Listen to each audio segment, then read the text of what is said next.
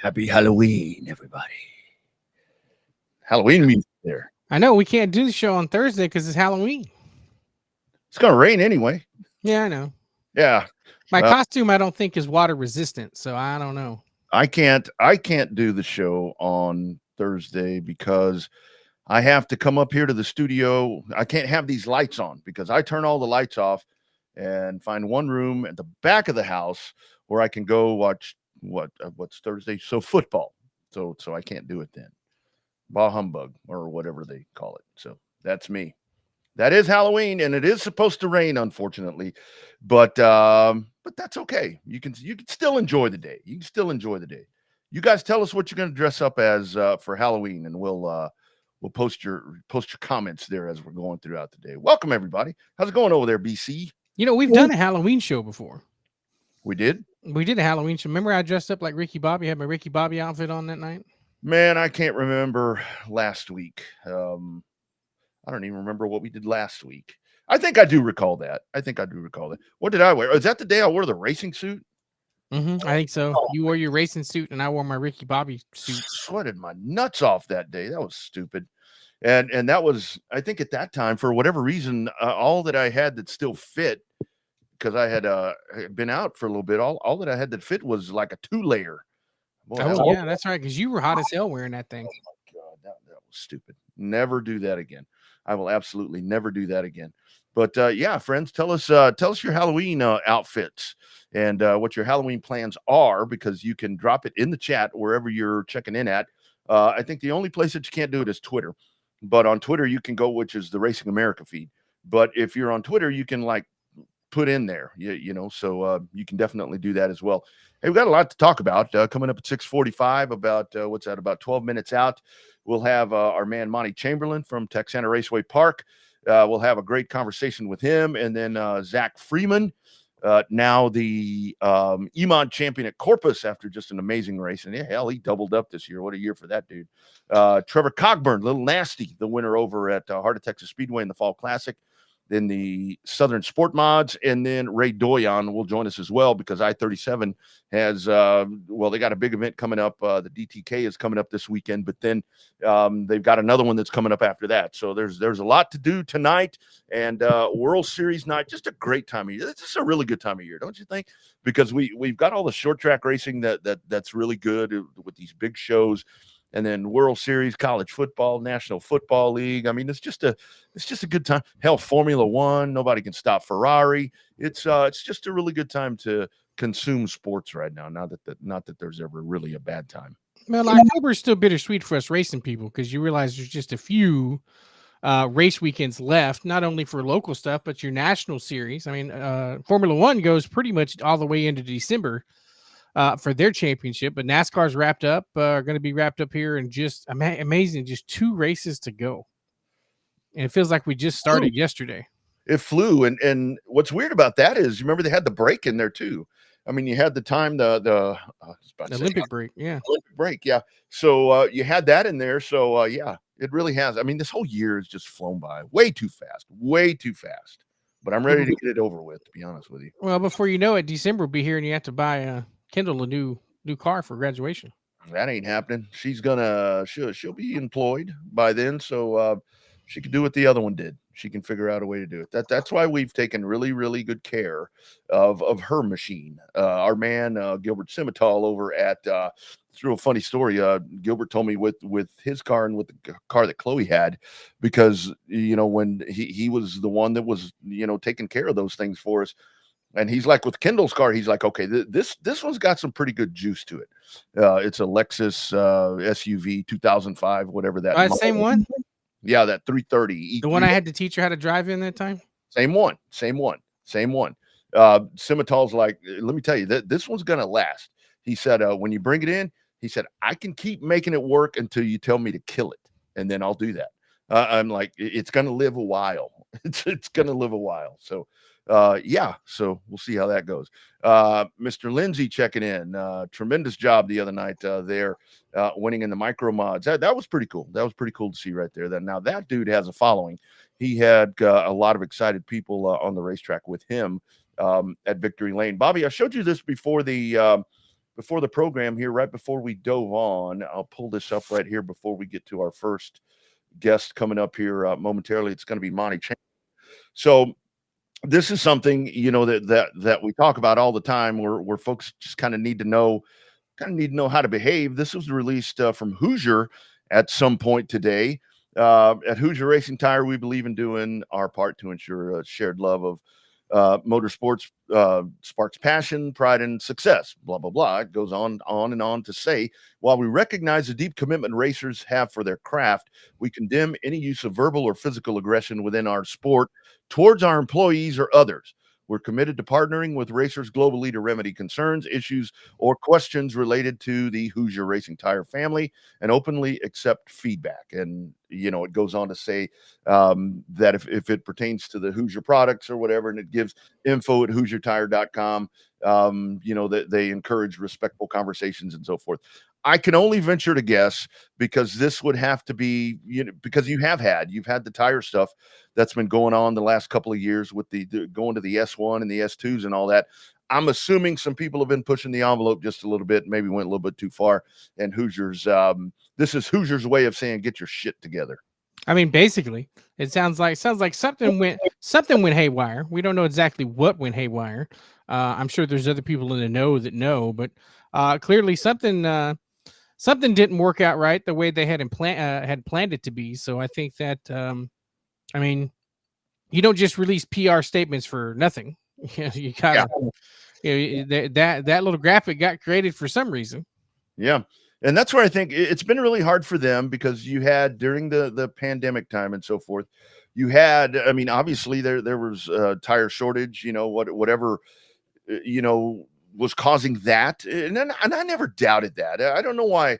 I think there was a little bit of inside the industry thoughts that maybe that was something that wasn't totally legit. And I'm like, well, why would they not produce tires when they know that they're going to go to an event and people are going to buy them in mass droves? I mean, that makes no sense. But it's been a tough spot for them, and then kind of going the back and forth. So I'm assuming that some folks just got a little bit out off their skis, as they say, and did things they're not supposed to be doing. Well, I mean, I think that the pandemic tires was not the only thing that was there in deep shortage during the pandemic. I think it had to do more with staffing than supplies. Yeah. But hang on. All that running outside trying to get that blow up before it blew away. But that that whole tire deal, like, that was the year we went to the Derby, and there was supposed to be that big tire shortage, but yet it really wasn't. At the end of the day, of course, the Derby's the Derby. As many tires as you're going to sell at the Derby, that's one race you didn't want to run out of. That's for damn sure. Yeah, that's a lot of what the Derby is. I mean, that's where whoever's operating that, they're going to be. I mean, that's a lot of tires. I'd love to know what the actual tire number is that gets sold in that, because it is. I mean, you think about that. I mean, every time those cars touch a track, it seems like they're putting on maybe not another set, but at least two. So I don't know. And I think what really, I think where this really got complicated was, number one, right before I think all of this started, is when American Racer got really, really competitive, with their work. I mean, American Racer started doing really good stuff. And I think American Racer, to be honest with you, I think American Racer actually caused a little bit of the whole concern with some of the Hoosier, the quality of the Hoosier tire, because of what American Racer was doing. Because those gradually, I mean, and I saw data on this, I mean, side by side, to where the AR just, the heat cycles, the more heat cycles you put in those tires, the better they got. And you didn't so much pick up speed, but you didn't lose speed. And I think that's where it came back to Hoosier. And it's been tough for them, but Hoosier controls this market. There's absolutely no doubt about it. Oh, there's no doubt. I mean, they're the predominant tire everywhere that you go. You do see American Racers in pockets, but it's definitely not the blanket coverage like you see with Hoosiers. Remember back in the early 2010s down in Houston, when they ran those revolutionary Goodyear weekly racing series tires. I mean, that set the world on fire, because they were running Goodyear. They were one of the few tracks in the country running the Goodyear weekly racing tires. So I mean, we've seen pockets of it where tires where Hoosier has not been the dominant player. But I mean, now, I mean, everywhere you go, other than a few pockets, you have pretty much nothing but Hoosiers. So yeah, we ran. I think it was probably back early 2000s, maybe 05. No. Probably even earlier than that. We ran good years at Thunder Hill, and those were, it was a groove tire. That's probably what Houston was, and it was a good tire. I mean, it really was a good tire. But it for us, it always seemed like the Hoosier really was the better tire. And I remember when we ran the Hoosier slicks and those things. I mean, we ran Hoosier slicks the first year that Kyle opened, and they had to change them because you remember all the gravel in there, as bad as it was when it first opened. I mean, kept blowing tires. Yeah, you would drive through the pits and you were flat by the time you got out to the track. So anyway, I don't know what's going to happen there. And tires is something that we're going to be watching, I think, as we gradually get closer to next season. Sean Paul, the AR sucked 20 years ago. Yeah, they are extremely good. I mean, they are extremely good. And full disclosure, at one point I did worked with a Hoosier or with an AR track, and that's actually how I was able to see the data. And at that point it was better. But Hoosier does control the market. So hopefully the bottom line with all this is, guys, don't take it to the extreme. I mean, come on. This is a sport, and it's a big money sport, but you need to behave. You need to behave. That's right. Don't pull a Bowman Gray. You got to behave. Yeah. No doubt about that. I mean, it's one of those things to where, I mean, we're here to do what we love. And yeah, it's going to get expensive, but if, like it says right there, if you have a concern with Hoosier, info@HoosierTire.com. Everybody knows that racers love to get on the keyboard and do it. Do it that way. Don't threaten people or do any of that stuff. Before Monty jumps on, we got to give a big congratulations. A great friend of the show. He's been on here multiple times. Really cool to see this past weekend over in North Carolina at Orange County. The Orange Blossom Shootout goes to our man Jared Fryer. Look at that. Dog it. Love it when that dude wins. Yeah, and he's so consistent, and he's so smooth, just like his grandpa. Well, just able to come in and he's not the ass kicker that his grandpa was. He's very deliberate in the way that he races. Where Freddie be up front and he'd dog you up front, he'd stay up front. But yet Jared, no matter where he qualifies, sometimes he qualifies fairly well. He's talked to us about needing to up his qualifying a little bit more, but definitely he's just so smooth about it. He's one of those guys that races it out and just has very rarely do you see him tear up equipment because he's a budget guy. He doesn't have the money to come in and continuously come through and redo noses and fenders and all kind of stuff. So I think that definitely shows with the way that he races. Jared does a really good job with it, and the times that he doesn't qualify well. I mean, even working through traffic. I mean, racing with Cars Tours, there with late model stocks in North Carolina, you have to be extremely careful and if at all possible, and take care of your stuff. And he does that. I mean, I saw a race, the one we were talking about the other day, where I watched that, and I never really saw Jared anywhere in contention. And then the thing pulled up, and he was the one that was right there hot on the bumper of the guy that won, that had led most of that thing. So big win there for Jared, and I'm sure that they will. I'm sure they're not done. Remember, I think the last time when he was on, he's like, I'm not sure. You start winning races like that, and that kind of, for one, it helps the budget, and I think number two, it kind of increases that taste a little bit to get back out on the track. Yeah, winning solves a lot of problems. Creates a few problems, but winning solves a lot of problems. Yes, sir. There's no doubt about that. All right, let's hit the, I always want to say hotline, but when we're not doing the phone, I guess we'll just call it the guest line. I guess we'll just say joining the show, presented by On Demand Shirts. It is, we're going over to Edna. I'm glad I met you. I don't know if y'all remember that commercial. Monty probably does. Monty probably remembers the commercial. Bobby doesn't. He's too young. But it is our man doing lots of stuff over at Texana Raceway Park, Monty Chamberlain. Monty, how you doing, brother? I'm doing great. How are you guys doing? Doing good, my friend. Doing really, really good. What's cracking over there, man? What you by the way, happy anniversary. We had anniversary week, you and I. So 36 last week for me. Oh, hell, I thought we had accomplished something with 18. That's nothing. That is nothing. First question for me, Monty, is now. So, in the build up to get that the crew was working in to get that last race done, it doesn't seem like there's been any pause or anything. It sounds like you guys have had a lot of wheels in motion even before that last event, looking towards 2025. Yes, sir. The first idea was that Cord was going to be able to lease the track to someone else to run. That was the dream. And we got very, very close. I said we got that close, like 2 days before that last event, that we hoped we were going to have an announcement. So there was a plan B, and the plan B is what we're headed into for 2025, where he will get things ready, get things in place, keep up the physical structure, the facility. I'm going to help him in the background. I want to be real clear. I'm not the track promoter. That's not me. I don't have a job, but I care about my friend. I care about the racetrack. Okay. I know that. I know that feeling, by the way, Monty. Anyway, go ahead. Yeah.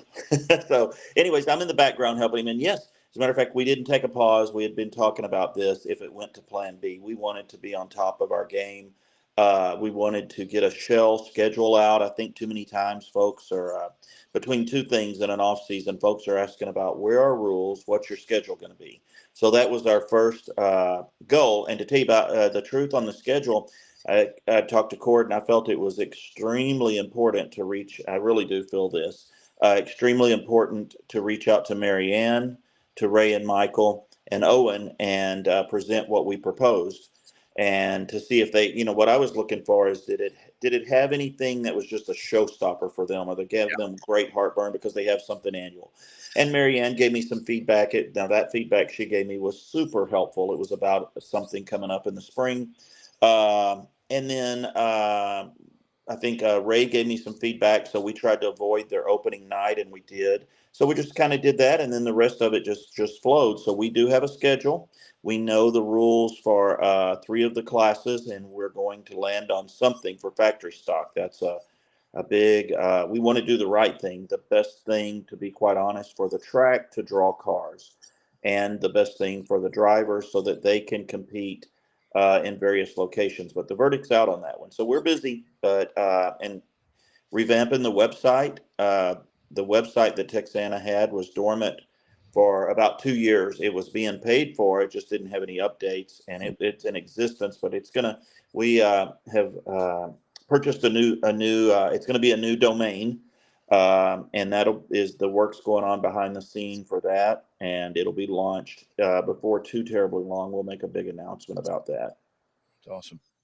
See, luckily, I have conversations with Mr. Chamberlain in text messages, so I knew some of the stuff that was happening. Not all of it, but I did know some of it. But the best thing that I noticed on the schedule there, Monty, is that I say we, I guess I don't know if I could say we, Texana, the racetrack, is getting sponsors. And I think that's a big deal for having, companies that are coming to you guys with a little bit of advice and saying, hey, look, we want to be part of this deal. And that, you've got some new sponsors for the go-karts, and Caney's Welding stepped up to do the E-mods again. So, I mean, it's like, the ecosystem over there is tiny at some point, but yet at the same time, it looks like it's trying to expand over there.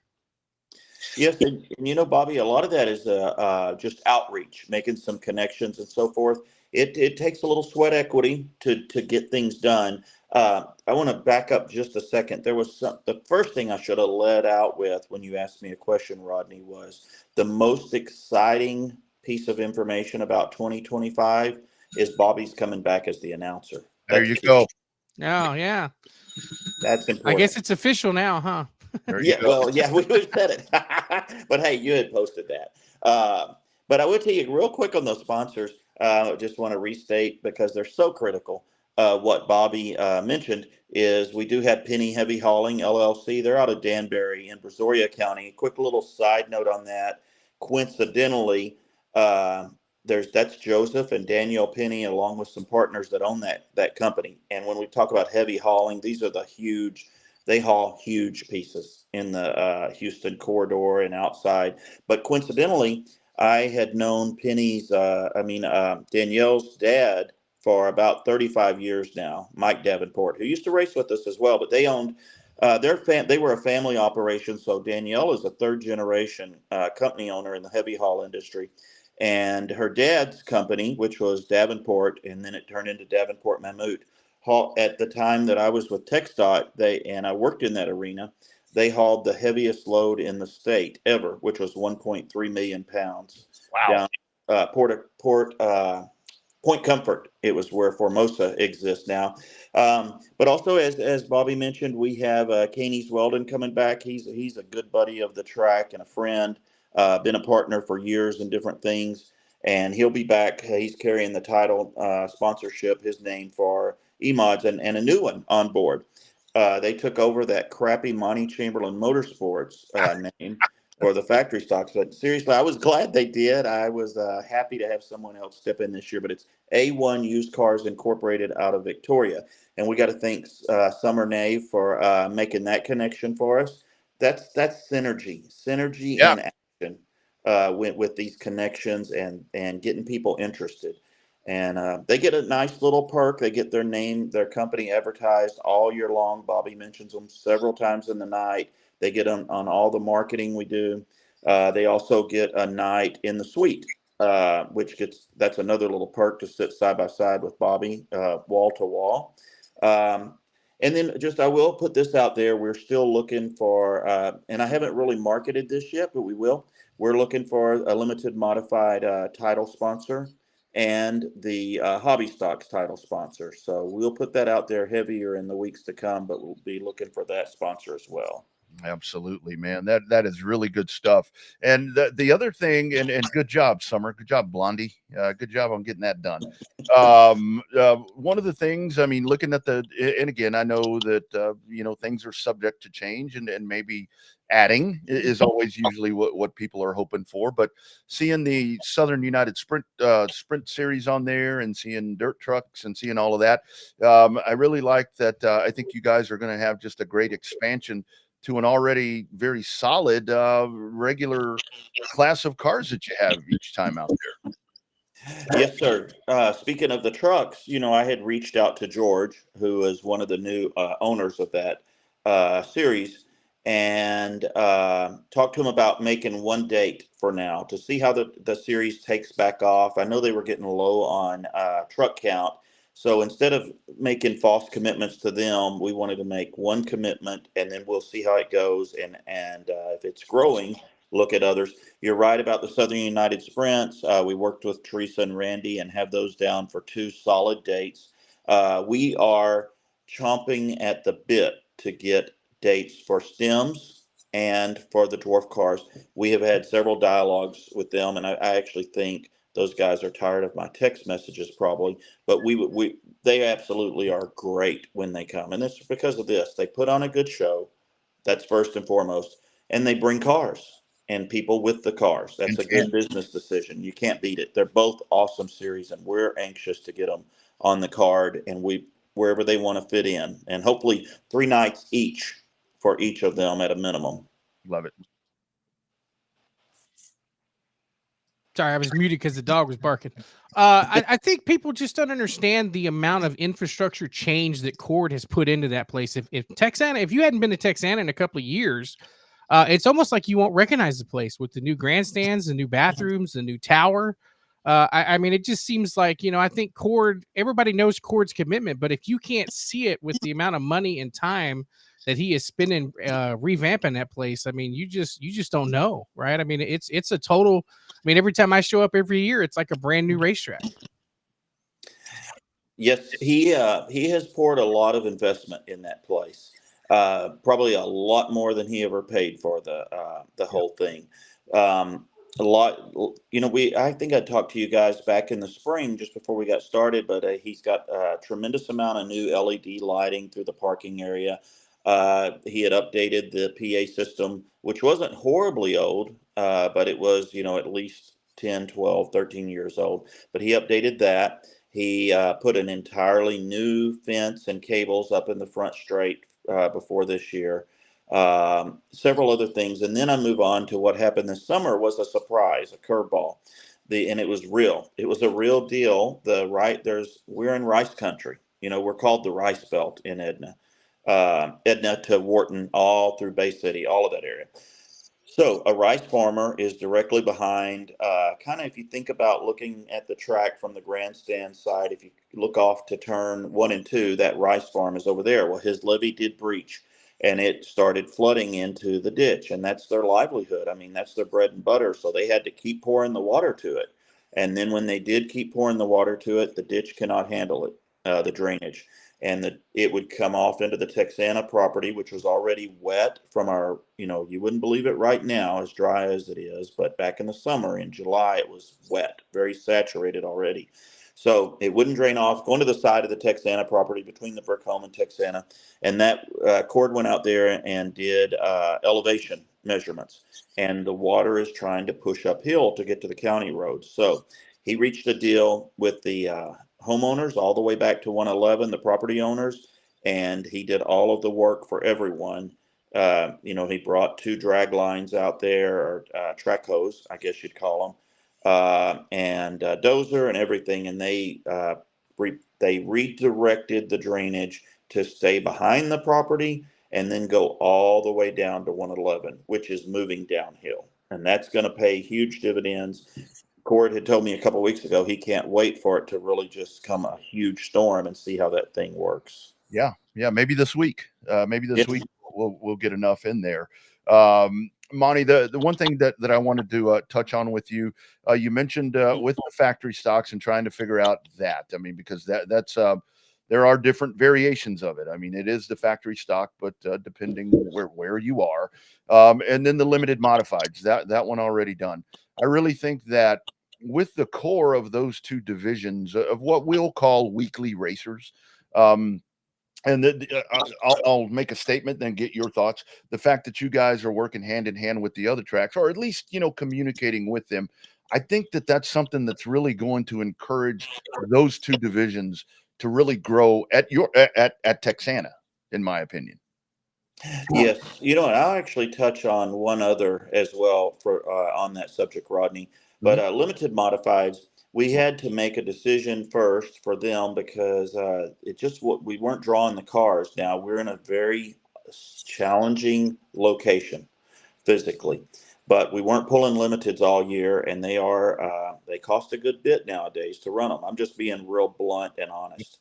That's not a cheap class. So we for the last 2 races blended USRA rules with IMCA rules on the limiteds, and talking to car owners, the guys who compete in it, there's these trade-offs. So you have to be a little heavier, is what my understanding is, in USRA, a little lighter in IMCA. You have to be heavier in USRA if you run a certain, I think the quick change, for example, possibly. But anyway, so it seemed like to be a good blend. So hopefully that's where we're going next year. Hopefully that'll pay dividends. One you didn't touch on that I want to touch on is the E-mods.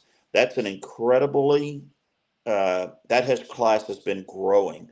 As a regular class, Texana has them in Race Ranch, and it does turn out in that class, unique to almost any other class, there's quite a few cars that go to both tracks. That is not something common with our other classes. Not really. That doesn't mean that no one does it, but the travelers are in the E-mods. That's what I'm seeing. Then we have hobby stocks, and that's kind of matched up with 105 because that seemed at the time to be, when that was done, the better business alignment to try to, and those guys will travel periodically. Houston guys will travel and always have. And then up to the factory stocks. That's the toughie because we have got to, 4 years ago, there was 30 to 35 factory stocks at Texana on a night. Nothing changed with the rules other than just, they stayed on slicks, all these other things people talk about. And frankly, you go back to the where it all started in the Arklatex. I raced a factory stock. The slicks were the big seller for the whole class. We got rid of our tire bill. But as things do, they always change. With rules always change, and it's just how it goes. So for us, we've got to make a big decision. What is best overall? Now, if you notch it up a bit, some people would view it as notching it up. That doesn't mean, let's say I don't know what will happen, but if Race Ranch stayed with Race Ranch rules and Texana needed to grab more people from the east. Okay, and if we went to USRA rules, does that mean if you are up to par with race ranch rules, you can't run? No, that's actually, with that, you can pretty much get in anywhere. With USRA rules, you might be limited, right? Going certain places, but depending on how much of that you use, you might just go with slicks and keep you a set of slicks. So there's variables. That's the tough one, but that'll be up to others to decide what's the best decision on that. And it's an important class. It has had a good high car count. But again, just being real blunt and brutally honest, I'll put myself in this category. I traveled one time this year, and it was to Pleasanton's opener. Traveling isn't happening a lot. We I do know. not, I want people to be loyal to the track they're close to. That's what keeps it in business. So the Cotton Bowl folks, they pretty much go there. The Pleasanton folks pretty much go there. Now, we get a onesie or a twosie, right? And Race Ranch folks go there. But I put myself in that category. I ain't interested in traveling much anymore. I can't even stay awake to get home, barely from Texana anymore. So that's our toughie, is where are we going to be able to pull cars? Because 20 years ago, there were plenty of guys owning cars, Edna, Victoria. That ain't the case now. Yeah. Yep. No doubt. So, Monty, we've talked to Cord about the acceptance of Edna with the racetrack. Can you expand on that a little bit? Like, we know that the Jackson County gets involved. Edna sends the police department down there to help out with some of the security and safety and stuff like that. But talk about the overall feeling of like the region. You just mentioned that some of the racers, there's not as many racers as there once was in Edna and Victoria and all of that. But how does Victoria factor into the bigger picture of Texana? Is it too far away? Is it just close enough? I mean, we know that the proper of Edna, which is not all that big, supports the racetrack, but how does Victoria fit in there? I think so. Victoria definitely supports, and a lot of our fans come right out of Victoria, Port Lavaca. They have a lot of folks who work for the various plants in that region. But Victoria is a big supporter. El Campo, we draw a few people from El Campo, and definitely Port Lavaca. It's all kind of this thing about what's your, as a person, what is your interest in at this stage in your life? Are you interested in racing? Well, that's just each individual situation, but definitely Victoria is a draw for us. And we have a good number of car owners, teams from Victoria, Port Lavaca, as I said, even up to Cuero. And as you stated, Edna, that's the hometown group. They all are very supportive. But as a business that makes noise, you have to be cognizant of what you're doing, and you have to be aware of your customer base, but even those who are not coming to the racetrack, you need to be cognizant of that with the noise matter. And there's this thing called urban sprawl, right? You guys are probably familiar with that. That's going to happen, and you have to be cognizant of that. I don't care if the track's been there 50 years.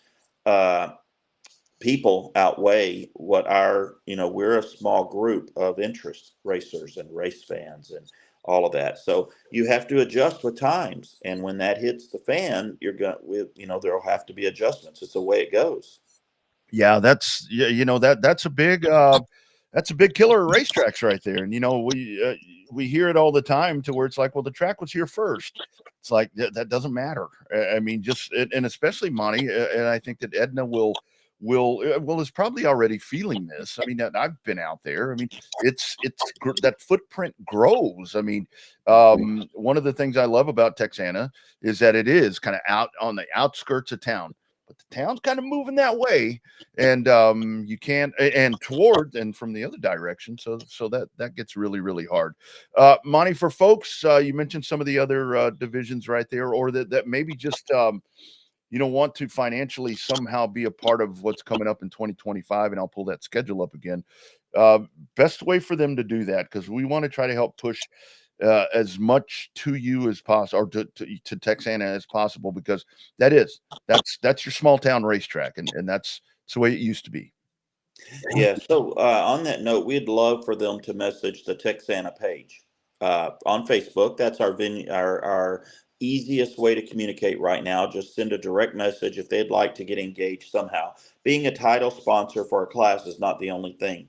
There would be various opportunities. Let's say they'd like to rent the suite for one night that a title sponsor doesn't have it, or they'd like to have their company have a night at the races. That would be marketed as a one-off, which would be a lot less expensive than a seasonal sponsorship of a class. But any ideas? We're pretty much open to anything to talk about. We're not closing the door on any pitch, especially when it involves supporting the track, sponsorships of various sorts. People will have ideas that we haven't thought of, but messaging the Texana Facebook page would be the very easiest right now. And eventually, once the website is relaunched, there will be an email address on there as well. But Messenger is fast. You get an alert, and we're usually pretty quick to respond. Excellent. Excellent.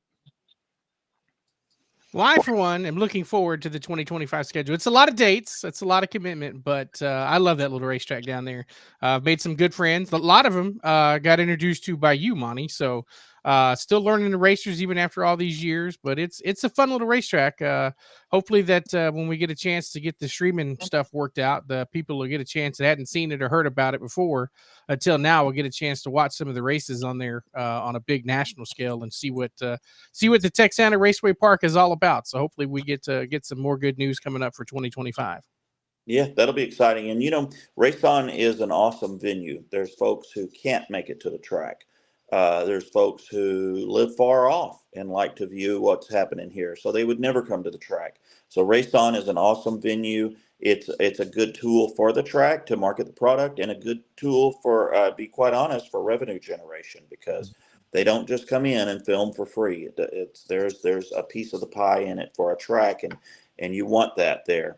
I did want to mention one other thing before we get too far off is I was watching a lot of videos from a track up in Massachusetts, a quarter-mile asphalt. Bobby, it reminded me of Longhorn from the appearance of it. But these guys that track have spectator racers that come out in the masses. They do one-on-one, elimination. Well, we're bringing back spectator races this year. What night is that? You have the schedule, but let me see if I can zone in on it here. Yeah, sorry about that. I pulled it down. I'll pull it up here. Tell me if you can. I know my interface here. Okay, but yeah, I'll look it up too. May the 10th. The 10th. Okay, so May 10th. Anyways, that's going to be a one-on-one elimination process, and then we're going to go down to the final four, and it'll get exciting. These are street cars. People have to be 21, or I think it's 18 or over, actually, but we'll get that all put out there. That's going to be exciting. Been a number of years since we had those. One other little thing, and we got a lot of fun things that have not yet been deployed or announced. One other thing I want to say is your next guest is Zach Freeman, right? Yes, sir.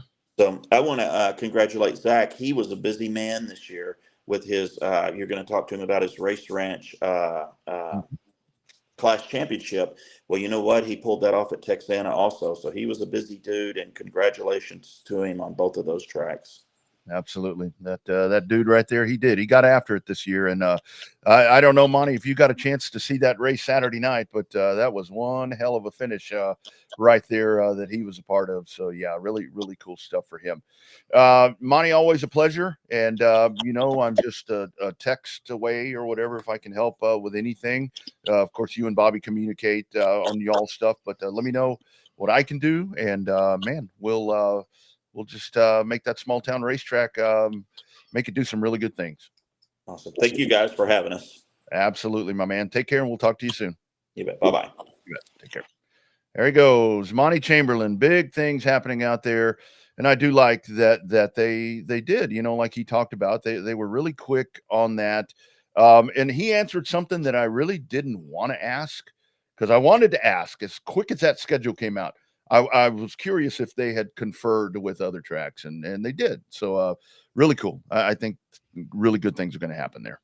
I'm looking forward to it. Like I said, it's a lot of dates, but the way that it always works, your springtime, you never know what's going to happen in springtime. And hell, once, with the way that the rainouts hit, 4 or 5 rainouts in a row hit during the first part of the summertime, like Monty said, you couldn't tell it now with as dry as everything is around the state now. But man, there was like 3 or 4 rainouts in a row that just killed the momentum of that track. And like we've always said, even if the cars are not on the racetrack and the butts aren't in the seats, those bills still have to get paid. Yeah. Rent's got to get paid, electricity's got to get paid, the taxes got to get paid, all that stuff has to get paid, whether there's butts in the seats or cars on the racetrack. Yeah, and like the discussion right there. I mean, there obviously was a drain problem there, and I think that there was a little bit of, well, maybe that's not the case. Well, apparently it was, because there was a hell of a lot of work that went in there to get that resolved, and hopefully that's, and I think it is, where you do need a good turd floater to really see how that thing is all how it's all gonna sustain through this. Yeah, I mean, I think so. And don't give it time. There'll be some turd floaters floating through there. That's just the nature of the beast down there by the Gulf Coast. You just never know what you're going to get. There's always a 10 to 15% chance of rain down there in the Gulf Coast between Corpus and Edna. So yeah, you're always going to get it. You will always get it. There's no. I got to tell. I was driving to Corpus the other day. Zach Freeman coming up here in just about 1 minute. I was driving to Corpus the other day, and I don't even remember where it was. It was out around Skidmore or somewhere, and I was like getting rained on. And I'm about to message and I'm like, hey, dude, or I know Skidmore's still a long ass way from Corpus, but it was like a heavy duty rainstorm out of nowhere. It was one big black cloud. I drove about 5 miles and it was gone. But you just never know down there. So, yeah, hopefully that's something that's going to do some really good stuff. All right, let's go back. Looks like this one we will go to the hotline as we dive in right here. The aforementioned, just Monty Chamberlain talking right there. Zach, I hope you were able to hear that. Congratulating you on not 1, but 2 championships. I got to tell you, this is the sharpest dressed man at the racetrack. This dude races in a tux. It is our man, Zach Freeman. How you doing, buddy? Oh, there he is. Oh, you might be on mute. Zach. Oh, well, hell, he left. But he does. He races in a tux. That's right. It's a sharp driving suit he's got. Yeah. It's always looking fly there when he's doing that. I'll take him down there just for a second and see if we can get him recommunicated. Zach, if you can hear me and it's not working, the camera may be the problem, the video may be the problem. Just I'll bring you back on. Just go audio only, and we can try it that way. Let's see if he can hear us. How about that, my friend? Can you catch us now? That would be no. So anyway, all right. Well, we'll continue to work on that. We'll work on that as we go. But E-mods, and this is something that I'm curious to talk to him about. That's why I'm hoping we can really make this connection, because the E-mods, and that's like Monty was talking about. A couple of things that I dug out of what Monty was talking about, where like you and I talk about, where you have the racers that have their tracks, and then you have a division like the E-mods that do travel. A little less expense. So it affords them the ability to travel to different tracks. And E-mods, there were 20 of them the other night, and they put on a whale of a show. It's just an unbelievable show. So E-mod definitely seems like the flavor of the, I don't want to say month. This is like what, 2 or 3 year cycles. Flavor of the bi-years, we would call it right now, I guess. Well, I think that, obviously the cost-effective nature of it, it's not so much deemed as an entry-level class anymore, because you have various levels of racing experience now running, because it is a cost-effective class. It's not as expensive to run as a full-blown limited modified or USRA or IMCA Sport Mod. It's not near as expensive to go. They run the smaller chips. You don't need quite as much motor as you do in the other 2 classes. So, and then the tire bill. Tire bill is relatively inexpensive when we use relative in a general term of, relative inexpensive compared to some of the other tires that some of the big mods go through. But I think all in all, I think right now, with the way the economy's going and the way that racing expenses are going, I think that it's the cost to fun or cost to competition ratio, cost to fun ratio, pick your ratio that you want to talk about. That ratio is starting to work, and you see them all over the place. Obviously the junior limiteds had kind of the same aspect of it. There's just a limitation of the driver. That's why I've always said I'm always more of an E-mod guy versus a junior limited, because you can expand the drivers there on that. But Waco didn't have a problem with that. Yeah. But I mean, it's just one of those where it's like, it's not so much just a beginner entry level class anymore. You're trying to see some of these other guys that are coming over and doing really well in the class, making it really competitive. No doubt. You guys hear me now? There it is right there. There's our man, Zach Freeman. Zach, how you doing, buddy? Hey, man, sorry. I've been waiting on this all day and thought I had service, Wi-Fi, and it come down to the line. I think it's all Monty's fault. It's a pretty hard person to follow. That's that's that guy. That's why they call, what do you call him, Bobby? The Warden County Playboy. Warden County Playboy. Yes, sir. What happens when you follow that dude? So when I introduced you there the first time, I said the sharpest damn looking racer at the track, man. Why are you always showing up in a tuxedo out there to go race? Hey, you always got to be ready to party. You never know when it's going to go down. Daniel's always got some beer ready to be drank, so I'm ready to party. That's right. That's awesome. I've had my fair share. When Derek won that race, I think before the season finale, I told him in Victory Lane, I said, you know what? I said, I will come have a beer with you tonight. He's like, no, you won't. And sure enough, I went over there and watched the end of Mod Wars with Derek and Daniel over there. And, they're great bartenders and great waitresses because they will not let you leave empty handed without a beer for very long. So no, not at all.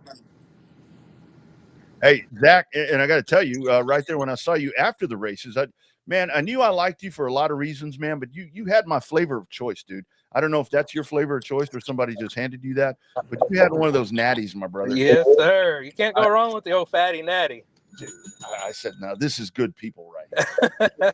Good people. Yeah, no, that's definitely my choice right there. Yeah. Before we go into it, and people say you don't really drink that. I'm like, yeah, I do.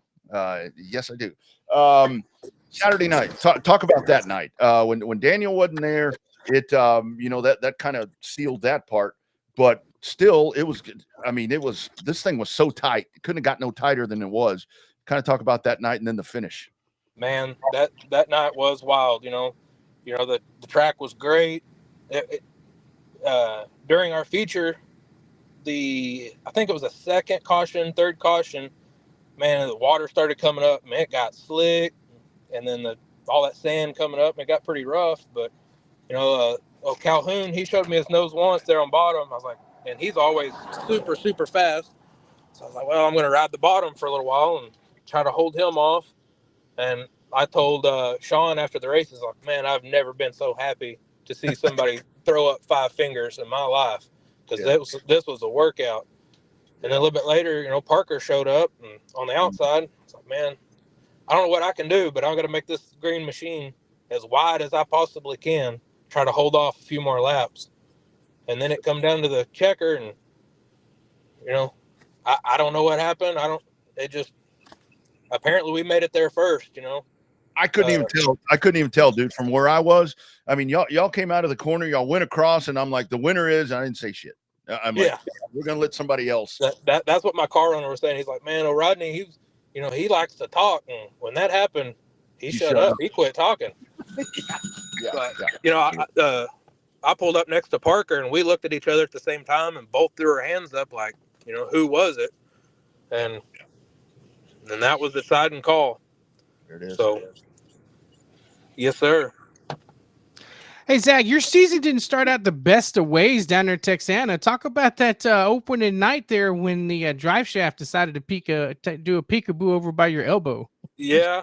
Like I've never had a car this nice. The car owner, Paul and Laura, they offered me the ride at the end of last year. So I took it to Anthony, and they pretty much told me, do whatever you want to do to it. These are the colors we want. I'm like, I can handle that. So I had Anthony Gordon at All In. He put me a nice body on it and redid the cockpit. And he's like, oh, you'll never have no issues.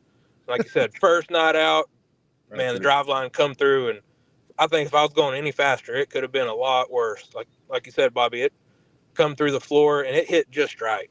It probably wouldn't have mattered how thick of metal it was, but it come through there just right. And it come up and hit my elbow and shoulder and got wedged in the seat. Oh, and like I said, it was first of the year was rough for us, but it's like all the old racers say, all the races are won in the shop. And that's right. That's where I'm at right now. In the shop, I've got the E-mod in and the truck in right now. But yes, sir. Zach, talk about the E-mods. We were just talking about that. I don't know if you heard Monty or not, but we were talking about where, I mean, obviously the car count, I know every time I've been in Corpus, I mean, you guys are the high car count. I mean, every time, you know, you've got every skill level, it seems like. I mean, you got new, middle, veteran, I mean, all different in there. Kind of talk about the beauty of those. I mean, obviously expense is a little less, but there ain't no damn cheap race car that you're going to find. Kind of talk about the allure, as the fancy people say, of an E-mod. Well, like you're saying, you know, no race car is cheap, but these I'm not going to say are cheap, but they're somewhat cheap. You know, we get to run the pull-offs, which, you know, like the limiteds, you know, we're not having to spend $160, $180 a tire. You know, most of our tires are just like the factory stocks, F45s. You know, we can get them $25 to $40 a piece. So that does help a lot. And most of everybody's running a crate. I ran a crate the first half of the season, and I switched over to an open motor, which, you know, the crates, you know, all of them are the same. So that helps with everything. But yeah, I mean, like that, it's kind of hard, but the competition, like you're saying, is unreal. Like you're saying, from veteran drivers to, you know, first timers. But, you know, every race, everybody has gotten faster. You know, like me and Parker and Daniel and Calhoun, Derek. You know, Derek showed up in the middle of the year, and man, he just started dominating. But, you know, when you get a 2025 chassis, that helps. No, I'm just kidding. But yeah, no, the competition's been great. You know, and I think it helps everybody around. You know, to have some fast cars, slow cars. Yeah, it's just like the factory stocks. But you know, we plan on continuing it next year a little bit. See what happens next year. We're not running for points next year. Sure. No. I got fortunate enough that Scott Walker, that bought the truck series, he offered me a truck ride. So I'm gonna be wheeling a truck around a little bit. I drove it in Pleasanton last truck race, and I saw that. Yeah. you know, we did good in the heat race, which it was just a disaster night anyway for us. The starter went out on the E-mod, then the battery went dead on the truck, then the fan come apart, water pump come apart on the truck. So but, yeah, we're gonna see what'll happen next year. We're running 3 classes. We're gonna try the factory stock or a pure stock a little bit next year too. Absolutely. Look at that. Man with the tux has got the man with the plan, right? I mean, so, you know, taking off and going around there. So you mentioned the doubling up on the track championships. Was that something that was designed from week one, or did you just kind of get in the points battle early? And it's always tough at the beginning of the year. You get 2 or 3 races in and you see your name there towards the top of the points or the points leader, and your idea changes about what you really want to do. Was that the case with you running both tracks, or I guess technically all 3, because you run a 937 too? Yeah. But talk about that. Did that change the mentality trying to double up like that? No, that just made it even worse, to be honest with you. Yeah, I bet. The car owner, he wanted to run for points. I told him, I was like, yeah, if you want to run for points, we'll run for points. But, I mean, it's still going to be a lot of work. But, no, that was the intention, was run for points at all 3 tracks. Like I said, I don't know what it is with me in 37, but I got something over me there. But yeah, that's the one closest to you, isn't it? I know it. It's 5 minutes down the road. And that's what I thought. It's the worst for me. Oh, well, that's all right. That's all right. It makes it sweeter when you're driving back from Corpus and Edna. When you come back a winner, you know, you can savor it a little more. Yeah, for sure. A few more natty light. Well, I mean, not that on the road or anything like that. I wouldn't dare say that. But so Zach, talk about all the people you mentioned, your car owners. Talk about all the people that make this happen for you, man. Because so the car owner, Paul and Laura Coulter, you know, they gave me the ride and pretty much told me, go for it and do whatever you want. Yeah. We got All In Design, you know, Anthony and Russell, you know, they got all our merch, which is on Race On, you know, all the bodies, all that good stuff. We got Hawkeye Oilfield Services, United Vision, 365 Trucking, Levitt Car Wash there in Pleasanton, Finhorn Logistics, Spreen, Swinson, Winter Circle, Schaefer Motor Oil, And Eric and Uncle Pete, man, them two, Eric Ramos in the number 9 truck, man, he has gone above and beyond helping me out. Yes, And sir. I couldn't be where I'm at without him, for sure. Yeah. Man, that's a good dude right there. That's a good dude. For sure. Yeah, no doubt about it. Zach, man, you're a good one, man. It's been fun to get out there and get to watch you. Oh, and our man from Unlock Texas is probably checking in. I did hand you that cap, didn't I? Yes, sir. Yes, sir. So, When you were eyeballing my beer. That's when I wanted that tall boy. Yes, sir. That's right. Yes, sir. I wasn't going to drink that night, and that plan didn't work. So anyway, all right, my man. Congratulations on both. All right. And, thank y'all very much. I know we're going to see you really. Hey, are you doing any of the postseason stuff coming up around here? Yeah, I think we're gonna run the pure stock. I'm real debatable on the DTK.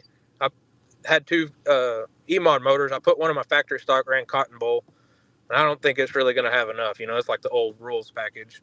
Yeah, but we might try it, but we're for sure gonna run the pure stock in. And Corpus, and then we'll run the factory and E-mod and truck. We're going to run triple duty in December. Damn, so that's a lot. That's a lot. At least it's going to be cool. Yeah, hopefully. In theory, hopefully. Yeah. Hopefully. All right, my dude. Take care, man. We'll see you down the road soon, brother. Thanks for jumping on. Thank y'all very much. You got it, man. Take care. There he goes. Zach Freeman. That's a character right there. Good dude, all around good dude right there, man. That's I do, man. I love that outfit. The first time that one of the first times, well, the first time that I won, that he won, that I was announcing, he dove out of that thing, and I'm like, what in the hell is that, man? Super cool. I like that. Yeah, no, he was excited. He finally got the monkey off his back at Texana on the season finale night. So he was able to wrap up the championship and win the main event. That's what you love to do when you try to do it. And he was really happy. That was one of the first times I got to talk to him in Victory Lane, got to see him all dressed up and dazzled out and ready to roll. So, that's going to be a tough go, trying to run all 3 there in Corpus. But I mean, if you have the support, we've seen other guys do it.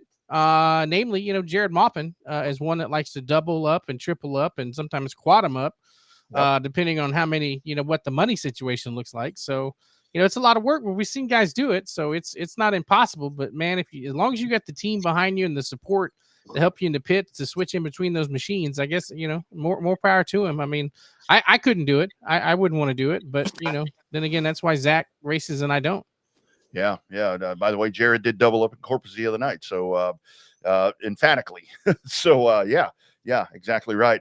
All right, let's go back in. It was a championship and big race weekend. I guess all the way down from the coast, all the way up 35. I guess you shift over to 105. The 105, the only one not represented here this evening, and I almost reached out to Trey Schmidt. He won the sprint car race there, but we are good. So anyway, let's welcome in a winner of the Fall Classic in the this is Waco IMCA Southern Sport Mods is what we call them over there. It is our man Lil Nasty. It is Trevor Cogburn. How you doing, brother? Good. How are y'all? Doing well, man. Doing well. Fall Classic, dude. How long you been attending that little soiree, little party over in Waco? I've been attending it since 2017. Oh, okay. Racing wise. Yeah. That's awesome. That is awesome, my man. So Trevor, tell us about it, man. Obviously that, I think it was the 27th annual Fall Classic there in Waco. I mean, you added to an illustrious list of winners for that deal. Walk us through the whole weekend. I mean, was it just as easy as showing up and kicking ass, or do you have to make a lot of changes? Tell us about the weekend overall for you. Well, first off, we had some motor issues the weekend before at Big O and Ennis, and so we came and messed with the motor a little bit. So we went to practice, and they had you can draw the night before, so we went ahead and drew. And I was telling my dad, let's go ahead and bring some money up there so we can get some mulligan draws, and I ended up drawing them one, and that's what helped out a lot. No doubt about it. Trevor, before we talk about with the sport mods, one of the things Waco does a lot of really good things, but Waco does a hell of a job there with the Stars of Tomorrow with the junior limiteds, and you were a product of that. I mean, you did that for a very short time and then moved up. Kind of talk about how great that is, where it kind of teaches you how to drive these cars, and that way you're not going in totally blind when you're racing with 80 of these things that show up at these races. Yes, sir. We raced junior limiteds 3 years, and it was very good years. But we definitely did not have the competition as the kids do now. With Yeah. they average 15 cars a night. I wish I had that opportunity. I think it would help me out a lot with getting in lap traffic and just everything else. But yes, the stars of tomorrow. There's something else to watch nowadays. Oh, they sure are, man. They sure are. So, Trevor, talk about the sport mod class as a whole. We've kind of seen it come up. We kind of seen the participation go down a little bit. Now it seems like it's kind of on the upswing, depending on what racetrack you're at. I mean, from your perspective, as somebody that drives in that class and owns one of those cars or races one of those cars, where is it right now? Is it back on the upswing? Is it a little kind of down, waiting for more car count? I mean, talk about that. Like, what's the state of the sport mod right now? I think it's about the same it's been the last 2 or 3 years. Waco had about 6 more cars this year than they usually do due to Boyd not racing this year. And I think the car count, I mean, it could be more than what it is for sure. But I think everybody's starting to do away with getting out of the sport mod or doing all that and going stock car racing. I see a lot of stock cars been coming up around lately. Yeah, that's a good point. To where it really seems like it varies, because like way down south, you get an abundance of people going to E-mod, or it seems like maybe trying to dive into factory stock, and pure stock, is starting to grow a little bit. But yeah, you're right about that with the stock cars. So with the Waco theme kind of still going there, Trevor, the ones that are there at Heart of Texas, man, you guys are the cream of the crop. I mean, with Garin and all these different guys, kind of talk about that. There may only be 12 to 15, 16, 17, but man, every damn one of them could win.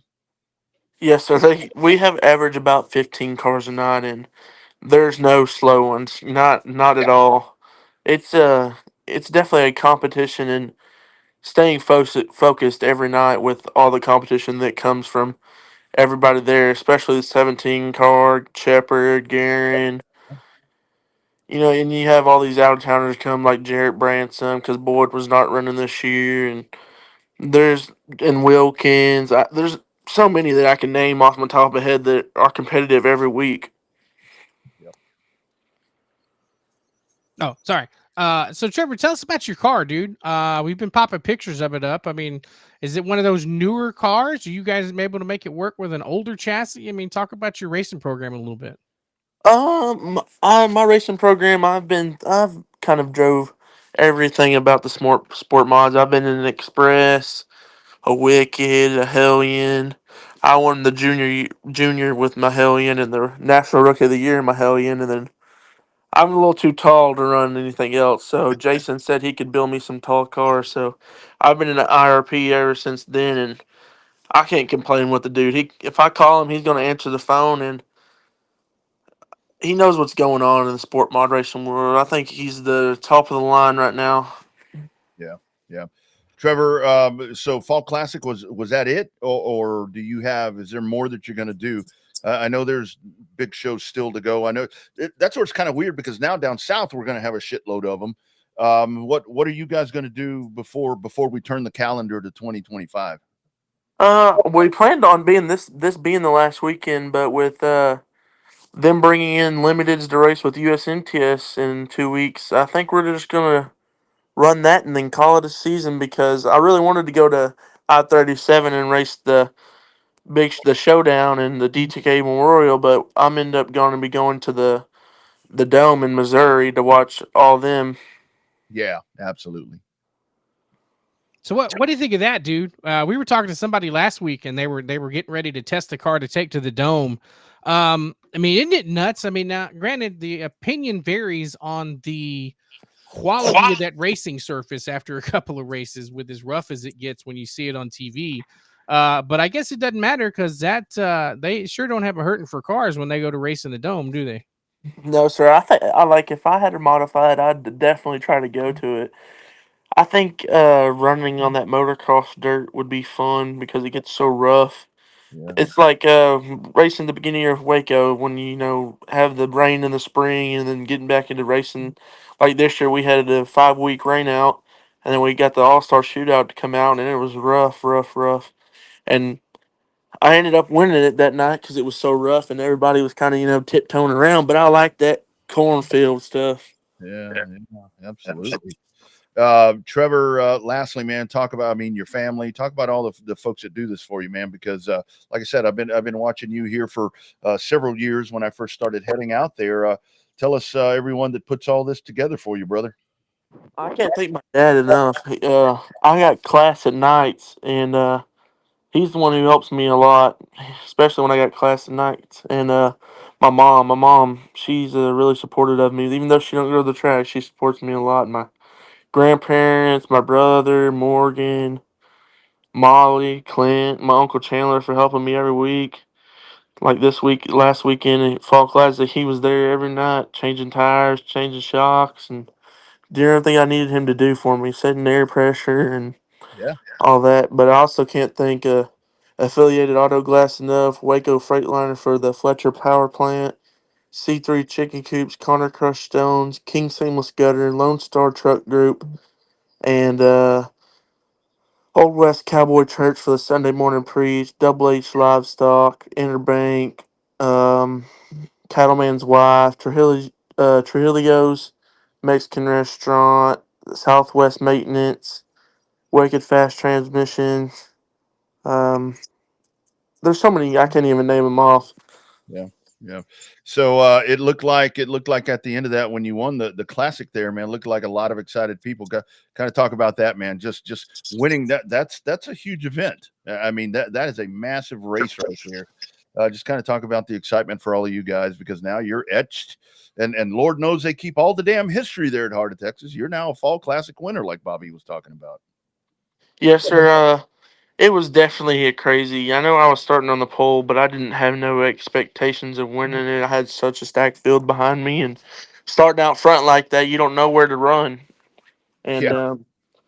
that's the only the bad part about starting on the pole on a big show. But we got to pull it off. But after the races, we're going over the scale. My dad's like, "Go up there and burn the tires." So I went up there and burned the tires, and it was just an exciting night. After that, going to the uh, victory lane and just celebrating after the races with my family. I heard you mention a church as a sponsor. So I'll ask this delicately: was there a party after the win? Oh no, sir, there was no party. We Oh, actually just okay. had a few drinks and then went to the Whataburger and celebrated and went home. But more people need to do that. You people need to act better. As I'm sitting over here sipping a natty light while this is going on. But anyway. Super good stuff, man. Congratulations, Trevor. Man, just like I said, it's been really cool to watch you escalate all the way up there and then racing further up north and of course coming back and then winning the classic. Looking forward to what comes next, my friend. Thank you. I appreciate y'all. Absolutely. Take care. Yes, sir. Thank you. Yeah.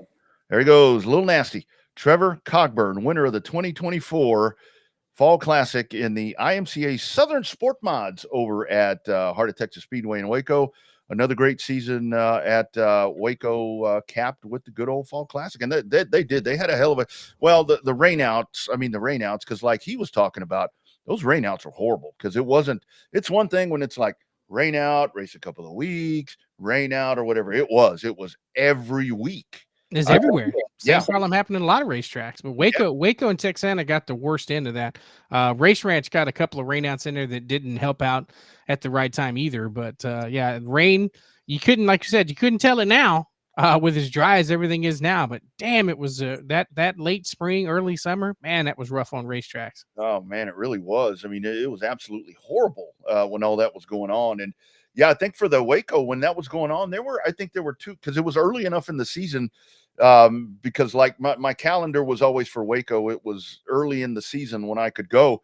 And I think a couple of those, 2 or 3 of those, I was supposed to work maybe with Joe, and it just didn't work out. I mean, it was and it was like I knew by Wednesday a couple of times where it was like that bad. So hopefully that's something that they can overcome. But again, this is where you go back to like Monty was talking about at Texana. One of the things that I saw when they initially posted the schedule, kind of in the comments right there, it said, with rain dates and all that, we're not going to select rain dates yet.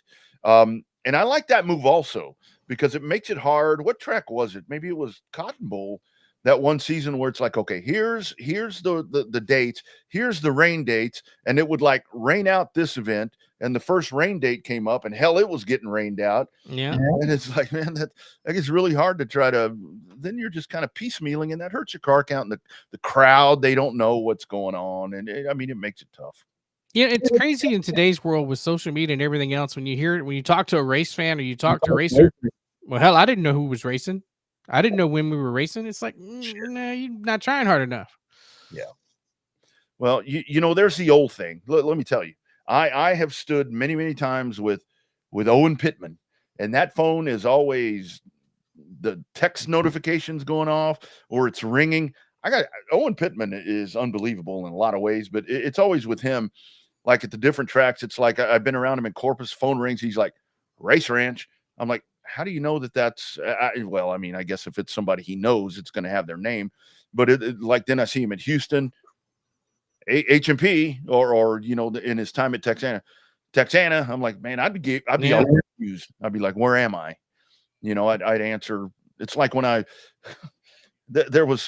when I left a job that I had been at for many, many years and got into doing something else, I would always say, hey, I'd cold call people. Hey, this is Rodney Rodriguez and I'd say the company name. And they're like, why is a countertop guy calling me about real estate? So anyway, yeah, that's really, really hard right there. But yeah, good run right there for Cogburn. Ray Doyon is coming up here at he will be here at 7:50. So we'll get him on and check this out. As a matter of fact, this just popping up. This is Zach that was on the show, Zach Freeman there. I'd like to offer Parker the trophy. The finish was super close. It was. And depending whose photos you look at, I mean, you can conclude your own conclusions. And honestly, I didn't care who won it. It was a super fun, exciting race, which it was. And I think the good thing about it was where it was really cool for Zach, kind of speaking for him, just kind of thinking everything that went on. It was a matter, he needed to, for the championship. He had the championship done because, Brianna Witchy was doing a really good job. She just couldn't get through the field. For Zach, whatever happened in that finish, he was going to be the champion. And so we'll let Parker know that. We will definitely let Parker know that and pass that on to the Race Ranch. They can figure out what to do with that. Super cool move right there, man. Yeah, I mean, obviously Zach's one of the top notch when it comes to sportsmanship, and so that you got to see more of that nowadays, right? Everybody's, racing's always been about looking out for number one, or number two, depending on your teammates. But you don't see that as much anymore. It's just a dog eat dog world right now that it's pretty crazy. Yeah. Before Ray comes on, and hey, super cool right there when I mentioned Trey Schmidt. He's actually listening or watching. So great job out there, man, with that. I did hear that from a couple of other folks that you had a really, really nice racetrack out there with 105.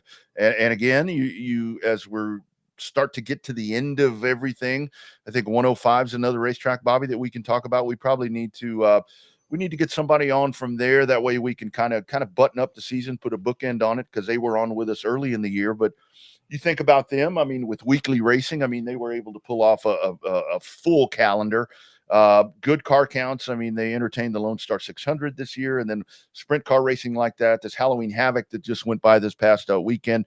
It really seems like that 105 is really going in a great direction as well.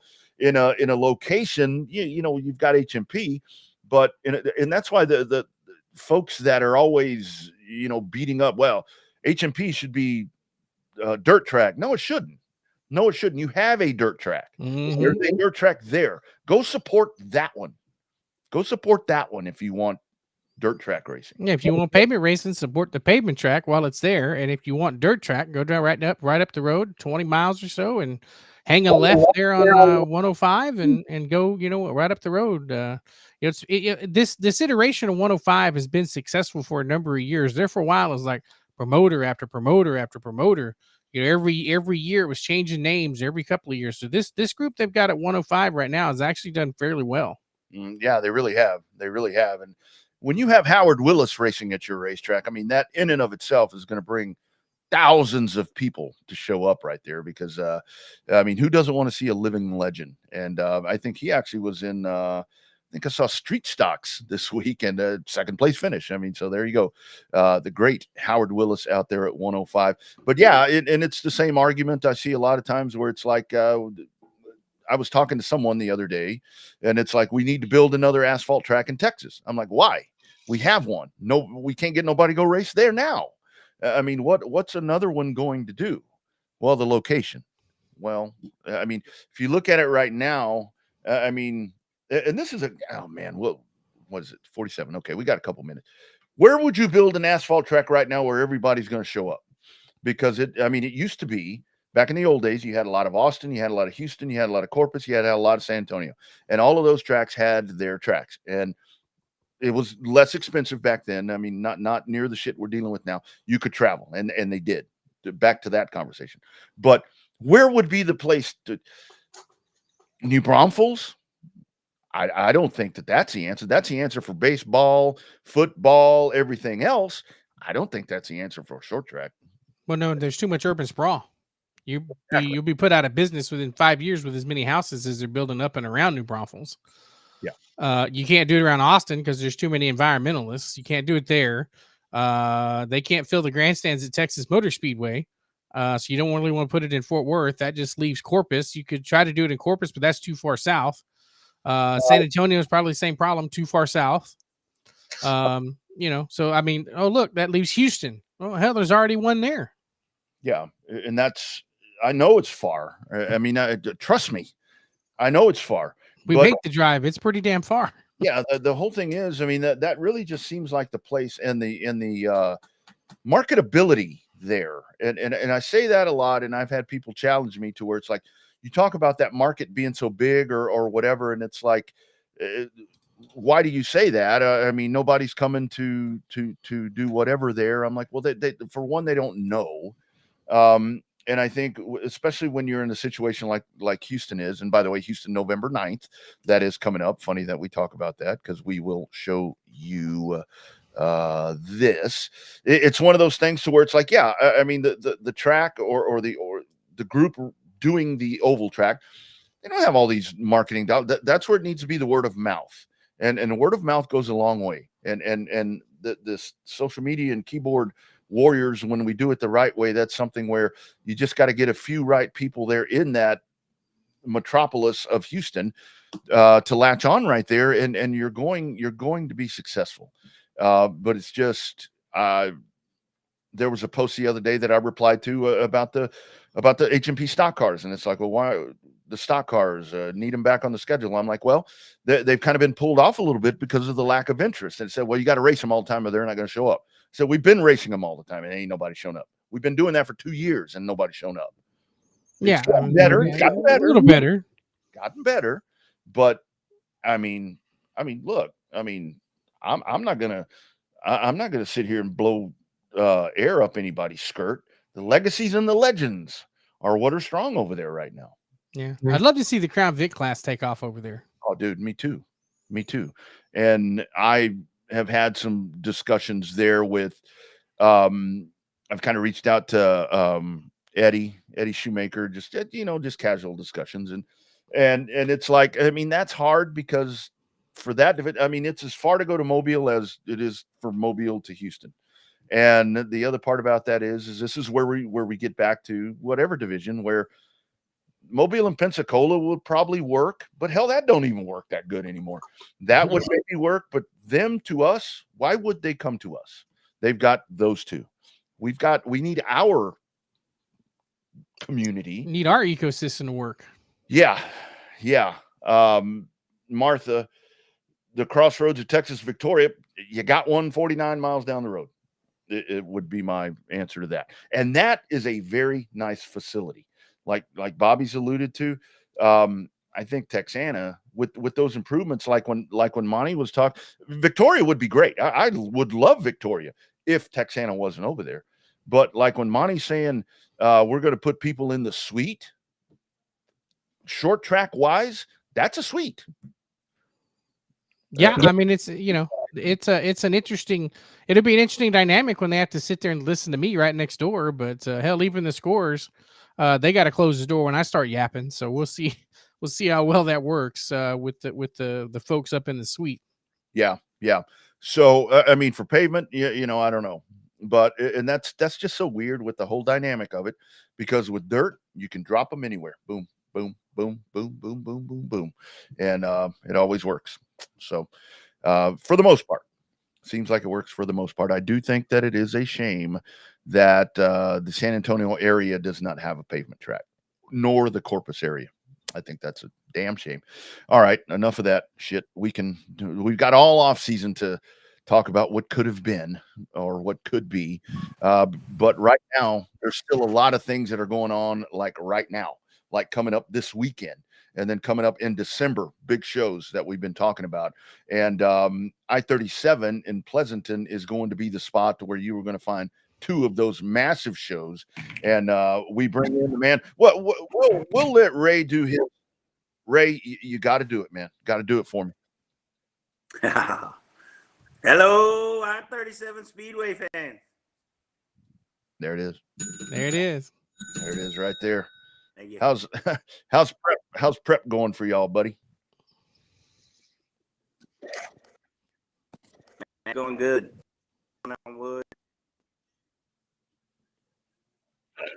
We plan to get the races in no matter what. We'll do, within reason, obviously, but we're gonna do our best to get it in, even if we get a little shower or so, whatever. We'll figure it out. Sure. So, Ray, what's been the secret sauce down there, man? We talked to Monty, and it's been like one of those where, you've got your core group of guys that race at Cotton Bowl, core group of guys racing there at the race ranch, core group of guys racing in Edna. But, man, your ecosystem, I don't know if it's with the Fireballs or the Sport Compacts, whatever it is, your ecosystem has done nothing but grow over the last couple of years. Talk about the evolution of that, how you guys just have created a fan count and a racer count that just is pretty damn impressive. I think so. I think it's Fireball class, man. That Fireball class is on fire, if you will. It was an idea that we had that just seemed to make sense, because we knew with all the asphalt tracks shutting down and, old school racers, there was a lot of cars out there that didn't fit any new contemporary rules. Do so we were full of weeds, grass, there's shit on top, this storage, it's like, man, let's create a class that'll open it up for all these cars. And man, the response has been great. I think our highest Fireball count this season was maybe 20 or 21, and since then I know of 4 more being built and should be hopefully at DTK. So it's been great. Yeah. I think And I think, Ray, that really is the thing. I mean, you kind of hit on that, to where when I saw the Fireball thing, I was like, okay, if the guys and ladies want to do it, because there really was, I mean, so many of those out y'all's way. I mean, I know in Austin there's not many, probably just mine, maybe 2 others, but yeah, that really is the thing right there. Anything special? I mean, I know 2025 is down the road, but is there anything that maybe for the Fireballs, you guys, because nobody else has been able to make that stock car reinvigorated stock car class work other than y'all, including Houston, the group I'm a part of? Yeah, our rules are unique. Like I said, the idea was to make it simple for guys to come race. We knew there's a lot of old engines on shelves, like, do you remember the old double hump heads? camel humps, you know, Oh man. your 461s, Yes, sir. 462s, 502s, Damn right. 291. I mean, I've been racing for a long time, Yep. so I know all those. They're just on Oh yeah. shelves. I just bought a set ready to go the other day for $250. Well, guess what? Oh, You can't run them in any other class hardly, other than, you know, and- street stock or an IMCA stock car, but they all use aftermarket stuff too now. But Yeah. it's just a cost-effective class. It's still racing. It's still expensive, but it's one of the lesser cost-effective classes. And put them on a cheap tire. We Yep. have a 6,600 RPM rule, and I think that helps a lot. It even feels guys. So set of rules. We've got to sharpen our pencil in the off season. We're gonna have to, you know, we're learning. So with this class, so there's a few things we're gonna, you know, sharpen and make it more black and white. But it's not gonna be much. We're gonna do our best to not cost the racer money, and, you know, keep it simple and clean. Absolutely. So Ray, I remember when we had you on for the inaugural DTK Classic, if you will, Memorial, and now you guys are on year number 6, and this is the event. Y'all put a lot of effort into a lot of events, but this is the one that y'all seem to really want to be the most successful. Obviously, you got that big race coming up the first weekend in December, right? But it just seems like the DTK is that's the one that means the most to you guys throughout the year. So talk about how that race has evolved over the last couple of years from, you know, when we talked about doing the first one till we go into year number 6. Yeah, sorry I'm distracted. I have a late model pulling up unexpectedly. Didn't even know anything about it. Oh damn. How cool Okay. is that? Oh man. I love it. missed part of your question, but I think we're just talking about the difference between DTK 6 and how much work we put into it. Yeah, pretty much. Man, Yeah, we have from the done a lot. inaugural one to now. Oh, well, the inaugural one, man, you know, our facilities, I feel like, have improved by leaps and bounds. It's still a redneck hillbilly track, right? But we try to always keep it clean. We try to keep it clean. We try to keep bathrooms clean. We got air conditioned bathrooms, keep air fresheners in. We try to, you know, do our best to make it a place where people are like, I don't mind being there. You know, it's clean and comfortable. And so we want to go.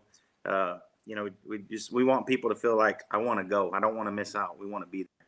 So we've worked hard for all these years to try to improve facilities and make things better each year. This year, we've done a lot. We've been working on a lot and up front by the access road that comes out this week. Operation for K6, but mostly also for the more pit parking. We're going to have extra lights for the track and the pits for both big shows. We're going to have big pit parties on practice nights. We've built some new implements to help track prep. So if our track kind of locks down or something, it's single groove, we're going to do a little track prep. We, you know, a lot of money on the line. We want to put on a good show, and we want the racers to have a chance to come from the back to the front. And that's our goal. We want to put on good racing because that's what matters the most for the fans, to see some passing going on.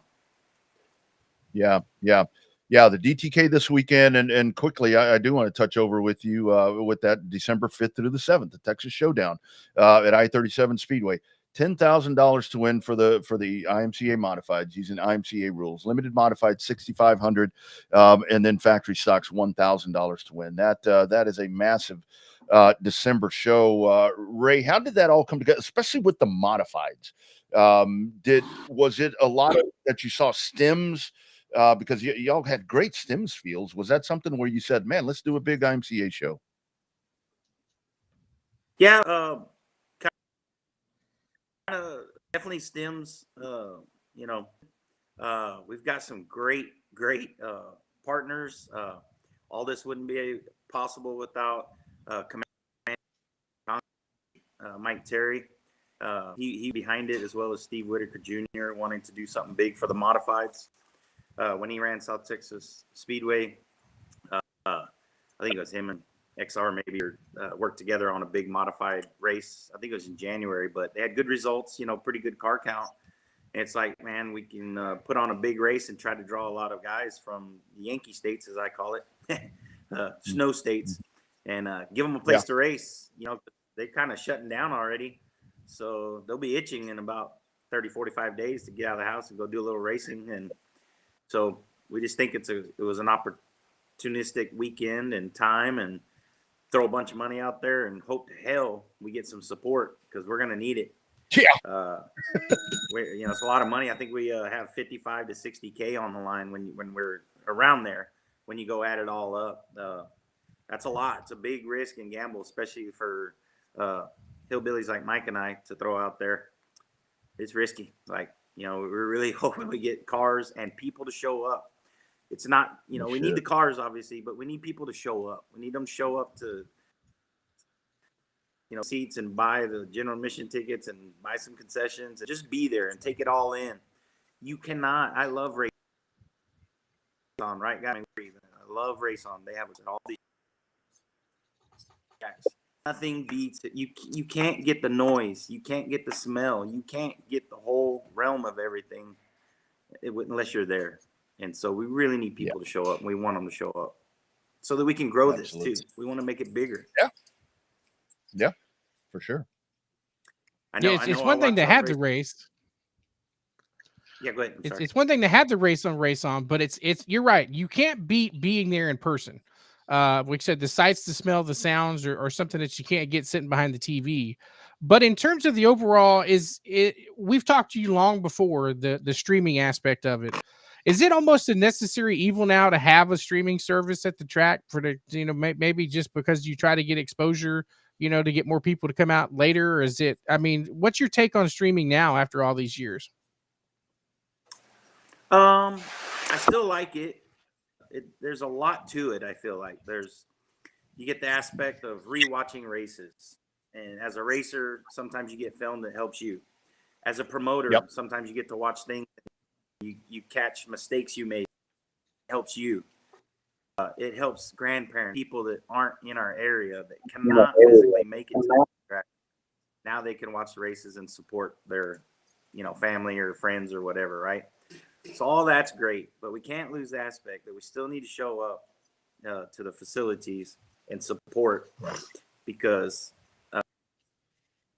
that's what matters. It is just a better experience. Race On, XR, Flow, and everybody will tell you, hey, go to the track. I want you to go to the track.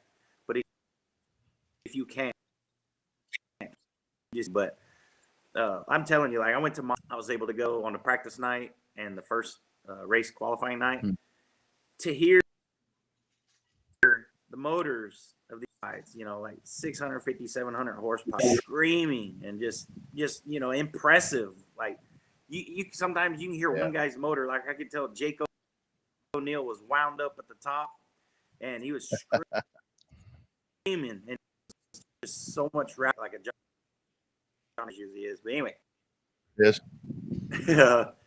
it's just impressive. You know what I mean? You can't hearing it through a TV. I watched Flow the other night, and you can't hear those 900, 800 horsepower late model through the announcer's microphone. You know what I mean? You just don't. And so nothing beats being there. Still need to get out to the tracks. You need to keep it going, people. We need to support racing and keep it alive. Yeah, and you can't smell it. That's the other part. No smells right there. Ray, so before we cut you loose, man, and let you figure out what the hell you got a late model doing over there, remind folks what DTK is, what DTK means, because I think that when you talk about memorial race, you get a lot of memorial races, but this truly is a memorial race for some really, really special people. Yes, sir. And don't let me forget to touch on a young man. I need. Yeah, go right into it. Doyen Torres, and Keelik. It's a memorial race in honor of our fathers, who all of our fathers got us into racing of some sort. Johnny was circle track racing. I was circle track racing. Mike Keelik was drag racing. My dad was actually a professional drag racer back in the 60s. He was one of the in Texas to go over 200 miles an hour in a funny car in Texas. But nevertheless, I was a young guy, and I was kind of running the streets a little too fast in my passenger vehicles and shit. And he was like, dude, enough. We gotta corral this and get you on a track and make it safe, you know? Yeah. So we did in 1994. And luckily for me, we started that in spring of 94. And my father passed away in the fall of 94, unfortunately, but I kept it going. It's hard for me to give it up because it's just part of me that I don't want to let it go. And I think I speak the same for Johnny and Mike. They just don't want to give up racing or be without racing in their lives. We don't want to have that we don't want to miss out on the everyday connection we have with our fathers in racing. Right. I love that. Yeah. Love that. Yes, sir. Go ahead. Whoever you had that you wanted to talk about. Yes, sir. There's a young man. I might be saying the last name wrong because it's different. Liliver or Leievr, and I'm probably butchering it, but he's a young man in need of some help. He has gastroparesis, and it's a gastro problem. His gastro system does not function right, and he's in need of some assistance. And he's one of our racing fans, and he's a huge racing fan.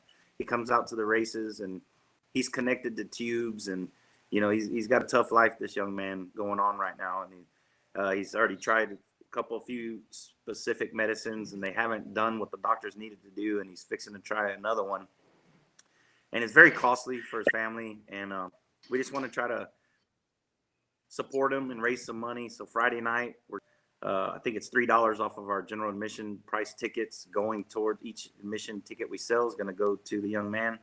I'm going to match it. My company 3D is going to match that no matter what it is. I don't care. 1,000 people. I hope it costs me a lot of money. You know what I mean? Because I want to help out. I'm also encouraging racers to bring T-shirts that will fit him. I think he's a youth size large. Ryan's going to donate one of his ODS stems bags that he got this season, fill it full of racing T-shirts from drivers, and give it to the young man. Just want to do our part to help him, pray for him, and hope the best. Absolutely. Yeah. That's the real life right there. Racing is great, but that's when you have that, man, that's really, really tough. Yeah, bro. Man, send it's me when kids are sick. Yeah. When kids send are us sick, whatever information. Yeah. Send us whatever information, Ray, so we can kind of push it out on our stuff as well. Yes, you know, let everybody know that. Lastly, competitors and so forth that may want to, whatever, myracepass.com, probably the best place for everybody to do that at this point. Yes, sir. On our Facebook page, we got a lot of information. We're still pushing it out, but My Race Pass, you can get pricing and times and all that kind of stuff coming up for this weekend. This weekend's completed. We're encouraging drivers to pre-enter, take advantage of some discount, and we're going to try to do some Racer Pro, get fans excited of who's coming. So please, guys, update your My Race Pass. Use it. It helps the announcers, right, Bobby, Rodney? If you got more information on My Race Pass for these drivers, like it will help them and their sponsors. I mean, it's like a no-brainer, man. Get your shit done. It doesn't take. Even a dummy on a computer like me actually did my own, and it was easy. Yeah. I start reading stuff off sometimes that people put where it's like hometown. I don't fucking know Texas. I'm like, come on, man. Oh my god. Just like, I mean, there's spots on there to promote. Guys bitch about not getting sponsors, but they won't even take the time to fill out My Race Pass and promote their sponsors for the announcers to promote it for them. It's like, dude, come on, do your part. Yeah. No doubt about it. No doubt. Here we go. Sir. Got to pull this up. Your wife helped you. Come on, Ray. Hey, that's all right. Hey, it's like asking for directions. But look, I did most of it, and she better back me up on that. But my wife's a saint, man. She helped me. She helped me log on to this thing too. That's why I said send it to my email. But I got the best. Ray typed in RAY. Hey, I gotta get you to ring the bell. My wife and I will be married 30 years this November 23rd. I don't know how the hell she puts up with me. Oh, that's what I'm wondering. Damn, man, that is awesome, man. That's a saint right there. That is a Oh, yeah. saint indeed. I think we're all married to saints, as a matter of He's fact. the sweetest. That's awesome, man. That is awesome. All right, my man. Good luck this weekend. I know this is a special one. I know you're going to have a packed. You're going to be packed this weekend. I don't think weather's going to be an issue. I think you're going to be just fine.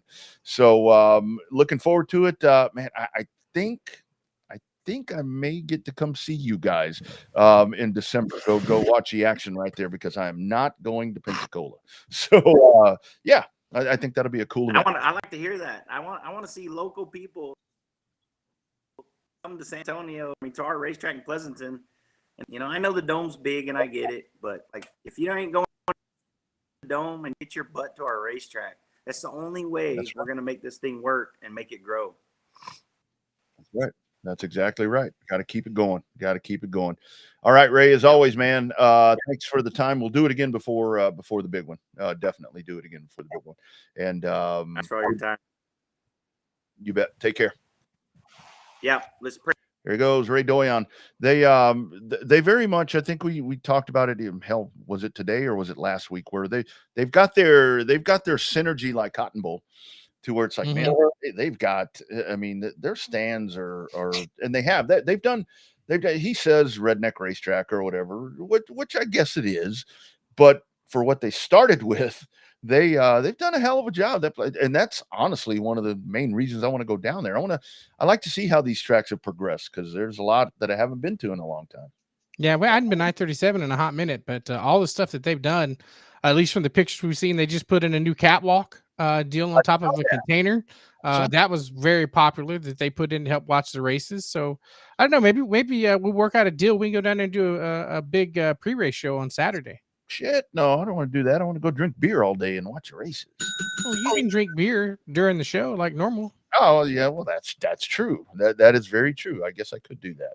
Yeah, we'll see if we can come up there with that one. That's going to be a big one, December 5th through the 7th at I-37 Speedway, the Texas Shootout. Do want to touch on a little bit of NASCAR before we jam out of here, Bobby.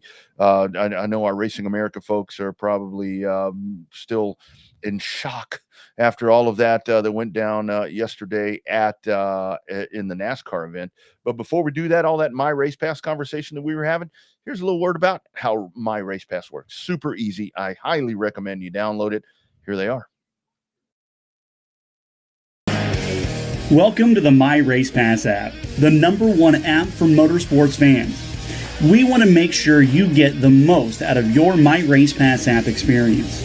With your new free account, you can use the My Race Pass app to see race day information, including event entries and official lineups and results for over 600 organizations across North America.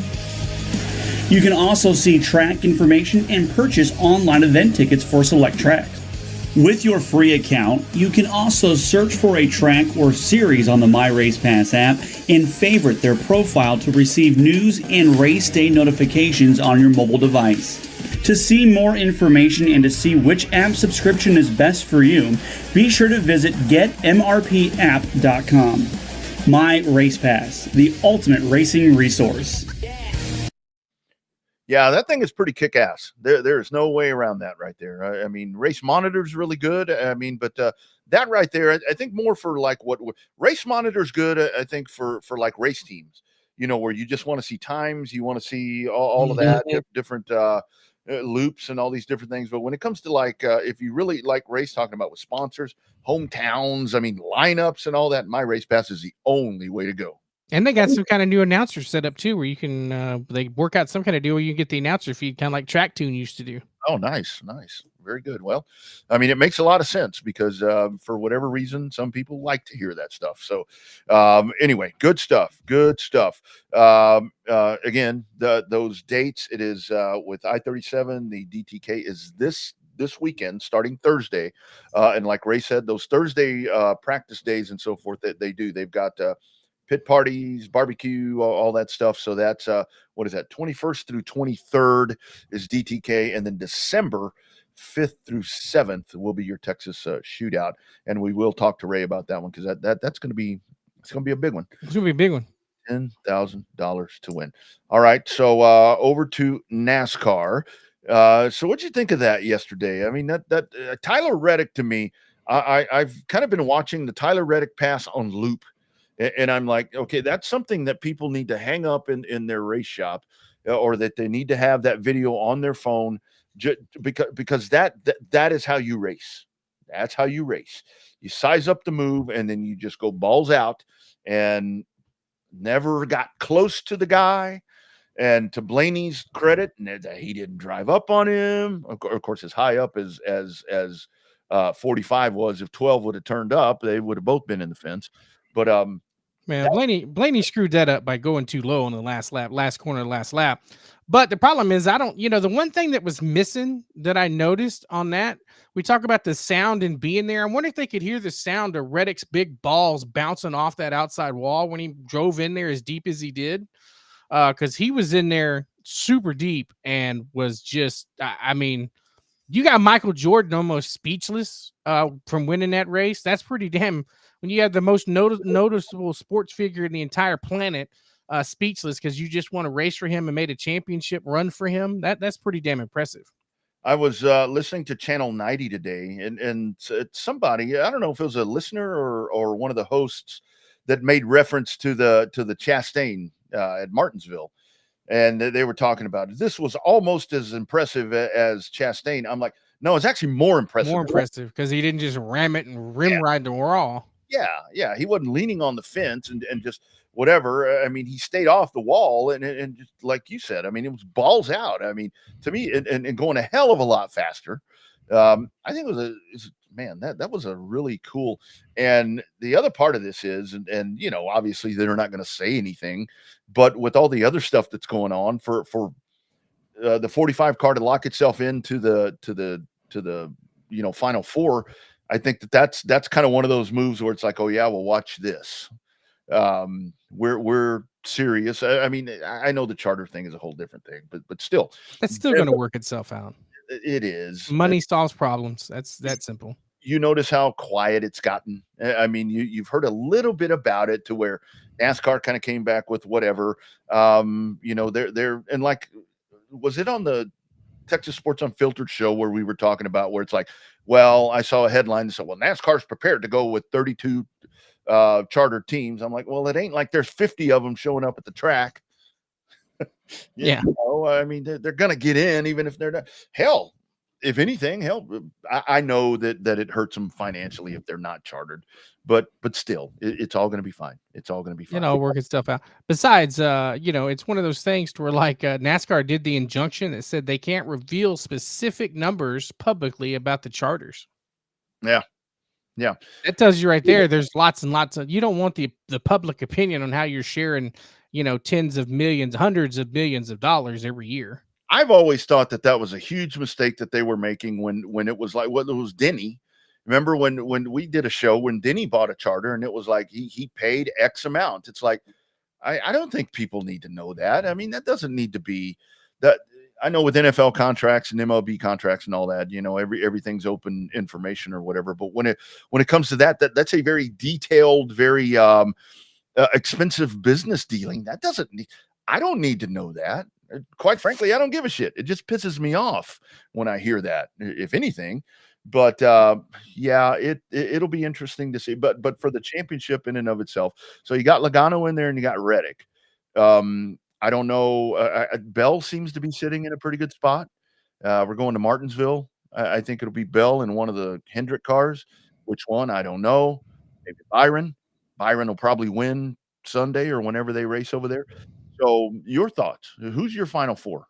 Well, I think I sent you that one meme I was going to post on your page about Kyle Larson. But I think if he can keep from stepping on it, he's got a chance to do very well at Martinsville, despite Martinsville not being his track. Byron is the defending race winner. So it'll be interesting to see which one of those three Hendrick cars. We've seen Chase Elliott win there before in 2020 to get to the final. So he was good yesterday. It was Hendrick's. It's going to be Hendrick's race to lose with three of the four guys. But we saw last year Blaney won at Martinsville to make the race. He's going to be driven this weekend more than he has been in a very long time since he got to Phoenix last year. So it's going to be anybody's race to kind of get in. But I mean, the playoffs, everybody bitches about the playoffs, but it does what it needs to do. If it didn't work, you wouldn't see all these other sanctioning bodies going to the playoff format. Right. TV loves it because all the numbers are going up. There's a reason we're having that $1 million in-race tournament coming up in 2025 when they go to TNT and they go to Amazon Prime. You know, that there's a reason why all those big ass money stuff happens, because TV wants more stuff, and they're getting more stuff by doing. Is it gimmicky? Sure. I still say this is the anti-Jimmy Johnson 5-in-a-row championship, because there's no way, if this playoff format was done back when Jimmy Johnson won 5 in a row, there's no way he wins 5 in a row. Mm-hmm. 2 out of 3, maybe. Maybe 3 out of 5 every other year, maybe. But there's no this is designed where you're not going to get back-to-back championships. No way. If it happens, you talk about pretty damn impressive. That's pretty damn impressive. And because during that era, I mean, during that time when Jimmy was doing that, I mean, they tried every damn thing else, it seemed like, and it never worked. So yeah, and the other part of it is with the season that NASCAR runs, I think, and especially with newer race fans that are now NASCAR fans, or even if you're not a huge hardcore new NASCAR fan, but you enjoy watching NASCAR racing, I think what this really affords NASCAR is the opportunity right now, because I mean, on Sunday you've got all this time of year when you're in championship time, you've got the NFL that's going on Sunday. I mean, hell, even MLB didn't try to set up the World Series to where they would have had a game yesterday, because they know they're not going to get anybody. And if you think about this, if you still had the old point system, what's the intrigue of even clicking over there for 10 seconds? Because I guess that's what registers, of even going over there to watch a stage. With all that NFL going on, you can watch a shitty NFL game. And I mean, I would have not watched Cleveland play Baltimore at all yesterday until I see on Red Zone that Cleveland's about to beat them. And I found that game and watched it. And that's the power of the NFL. And I think Red Zone. Our Red Zone. And I think what this playoff system does, like yesterday, if you happen to click over there knowing that you're whatever, and you see how this race is ending up when you got Denny. I think when Denny went to the lead at one point there at the end, that's when a lot of eyeballs were like, okay, I'm going to watch, because I don't want that fucker to win. And true. That's what this system does.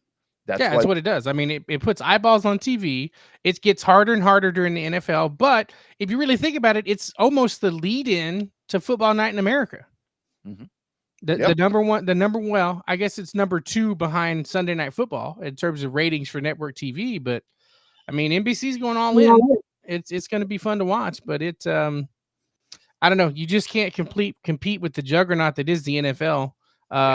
Between, I mean, how many people really would normally give a damn about, the Browns and the Ravens, other than the fact, unless you got some fantasy guys in there, but that's the power of Red Zone. I call that the ADD football channel right there. Yeah. The wife is always like, can you just leave it on one game? I'm like, that channel doesn't have one game. It's right. All of them. It just goes. 14 minutes ago, Matt Weaver, a good friend of ours there, posted at Matt Weaver RA with that Hoosier racing tire thing that we showed at the first part of the program.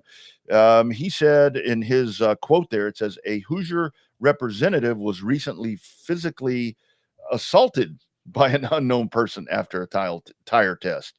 I figured it was all verbal, to be honest with you. Gee. Damn, that's a little out of control. I mean, and the other importance of Hoosier, Bobby, the dirt tracks need them. I mean, the dirt late models and all this, and hell, not to mention all our factory stock people. I mean, you get Hoosier. We need them. Don't be messing with them. Don't be talking shit about them, and don't be assaulting them. There's no need for that. World Classic at Cordele yesterday. Michael Hine gets him a crown jewel. Good for that dude. That's a really, really good dude. He wins over Johnny Sauter, Connor O'Kresick, Stephen Nassie, and Seth Christensen. And I think that is it. Man. Yeah, keep a lookout on Adam Stern's Twitter page or X page. Because he should be. I'm surprised it's not posted yet. I was trying to see how well NASCAR did against Formula One in Mexico, because there was a lot of crossover time for those 2 races yesterday. So I'd be interested to see how that went over, especially since Formula One was not. It was dominated by Ferrari, but yet that wasn't the overlying story of that race. It was Verstappen stepping on it and getting into it with Lando Norris. So that was the overlying with the 10-second penalty. So that I'm interested to see how that's going to all shake out. Mexico race was racy at times. It looked pretty good. And oh, by the way, for Coda, I mean, I think what race was that? NASCAR beat him by 1 million in viewership, and that's 2 o'clock Central on NBC. Oh no, on ABC. Yeah, head to head, both on network TV. So there you go. I mean, it's still NASCAR's world, and they really do drive everything. And you know, I think this championship, I would only suspect that with everything that we've seen this year, that championship race in Phoenix, have you seen people already calling, let's move it to Homestead. Let's move it back to Homestead again because of that race yesterday. Homestead, Vegas, and Miami, or Homestead, Vegas, and Phoenix is where they want the last 3 races to rotate. Mm-hmm. Do you see that there was where was it? Either Vegas or Miami for Formula One, that there's a little bit in Vegas, I think, talk of moving the Formula One race from that street course over to somehow encapsulate it into Las Vegas Motor Speedway. I don't think they leave the strip though. I don't see them leaving the glitz and glamour of the strip and the spear. I think what they figured out with that is it was a grand idea, but a bitch to pull off. That's right. Especially with the people of Las Vegas hated it because they kept having to repave everything. Yeah. I mean, it 6 months before the race starts, you got everything closed off for paving and building suites and all that shit. It stops everything that generates that city. And that will continue. I mean, it's going to continue. You know, I posted on Facebook the other day when I was going to Corpus. I was out on 130 and I'm driving and I'm sitting in 1 lane traffic because they're repaving it yet again. It's not obviously very big difference here, but those streets are not built for that high speed stuff that they're doing right there, as to where the tollway was built in a very cheap fashion to get dollars rolling in to taxpayers, but from taxpayers. But that's a different show that we can have that conversation. They're always working on that damn thing. Well, that's because it wasn't their design. It wasn't designed to stay long. It was designed to line pockets. I, for the life of me, cannot figure out how they have. There are still construction projects that were under construction at the time before when the tollway was started. That tollway got done fast, man. That son of a bitch went, I mean, boom, and it was there. And then miraculously, 6 months later, there's a Formula One announcement right there off of Toll Road. Oh, man. Funny how all of that politics. Funny how all of that works. You guys all don't forget to go out and vote. That's oh yeah, we'll have a show before that. We'll be Monday. We're Monday. The college football playoff is Tuesday. And then the playoff rankings is Tuesday, and then Tuesday night is when we find out the next president of the United States. Oof, yikes. I will tell you guys one thing.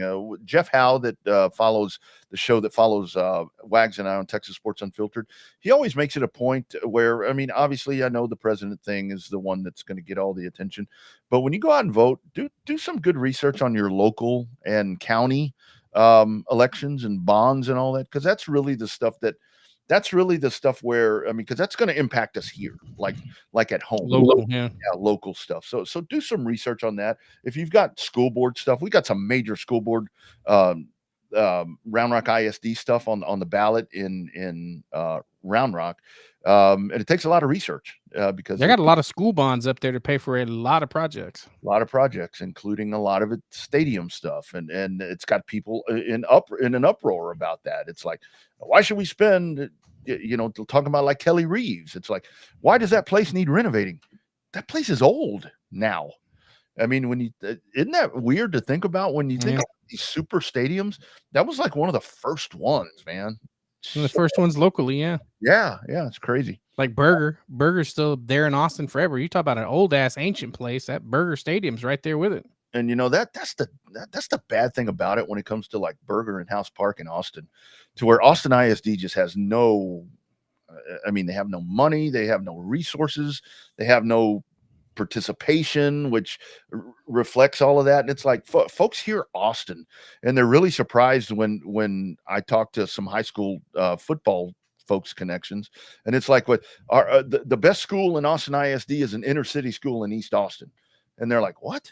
When it comes to Austin, to real Austin, let's take Lake Travis and all them out of there. But I'm like, yeah, it's a school on the east side of Austin that's not the most enticing place to live. That's your best. That has 30 players. That's your best team. Yeah. Jeez, what a mess. What a mess. Fun show. Good conversations. Good conversations. Monty, Zach, a little nasty, and of course Ray. You guys get out to the DTK this weekend and enjoy that action. Yeah, it's gonna be a lot of fun. Hell, I may try to go because our UTSA game kicks at 11 against Memphis. So hopefully I won't be able to kick anything. I told you about that where I got pissed off and kicked the couch, damn near broke my foot. Oh shit. You like me in that great video that they send me of the Mexican guy punching the TV all the time when the Cowboys lose? The wife was happy that I didn't have anything to throw at the TV. Yeah. They blew a 35-7 lead at halftime and lost 46-45 with a touchdown with 45 seconds to go in the game. I was not a happy camper. My foot's still bruised and purple, but luckily it didn't break it. I posted the video last night of that dude hitting his TV after the thing, and I said, this will be me later on. And I get a text from Tom McKay, Audio-Visual Consultations, about like 4 minutes later, and he's like, you do that shit, don't be calling me to replace it. I'm like, I'll find another one. I'll find a computer. I'll find a computer. I need to get Tom to come down here. Need to go get him to take a look around there. Get him to take a look around there. Yeah, I need him to come down here. 78 avconsultations.com. There was something else I was going to say. I'm actually this weekend. I've being that there's not, I don't have any Texas football obligations with a much needed bye week, no racing that I'm finishing up or anything like that. Heading back down to Stephenville. It's Military Appreciation Night for Tarleton. So going to go take in the contest there of the number 8 ranked Tarleton State Texans. And those guys are doing really good. Yeah, they're on. I watched part of their game on ESPN Plus the other day. Yeah, they're doing really good. They got a good program down there. So that'll be my plans. Get back here on Sunday at some point and I guess watch some NASCAR racing and so forth and so on. All right, you all, thank you for being a part of us and hanging with us late. Ooh, man, I didn't realize what time it was. See, still lots of people tuned in. This is going to turn into a 3-hour show at some point. At some point, it's going to have to. I know, right? Once again, back in the Monday time slot, that will be the plan as always, and unless there are some circumstances, but like reviewing numbers, whether it's Thursday, whatever, those seem to work out well as well. So anyway, thank you all for doing this with us. We'll do it again next Monday. Bobby Chaffee is down south. I am Rodney Rodriguez. I am in the northern part of this Austin area, and we do it every Monday at 6:30 p.m. Central. This is hashtag Real Race Talk. It is the Revved Up Sports Show. You all have a great week. Enjoy your racing. Find a racetrack near you or a streamer, and we'll see you next Monday.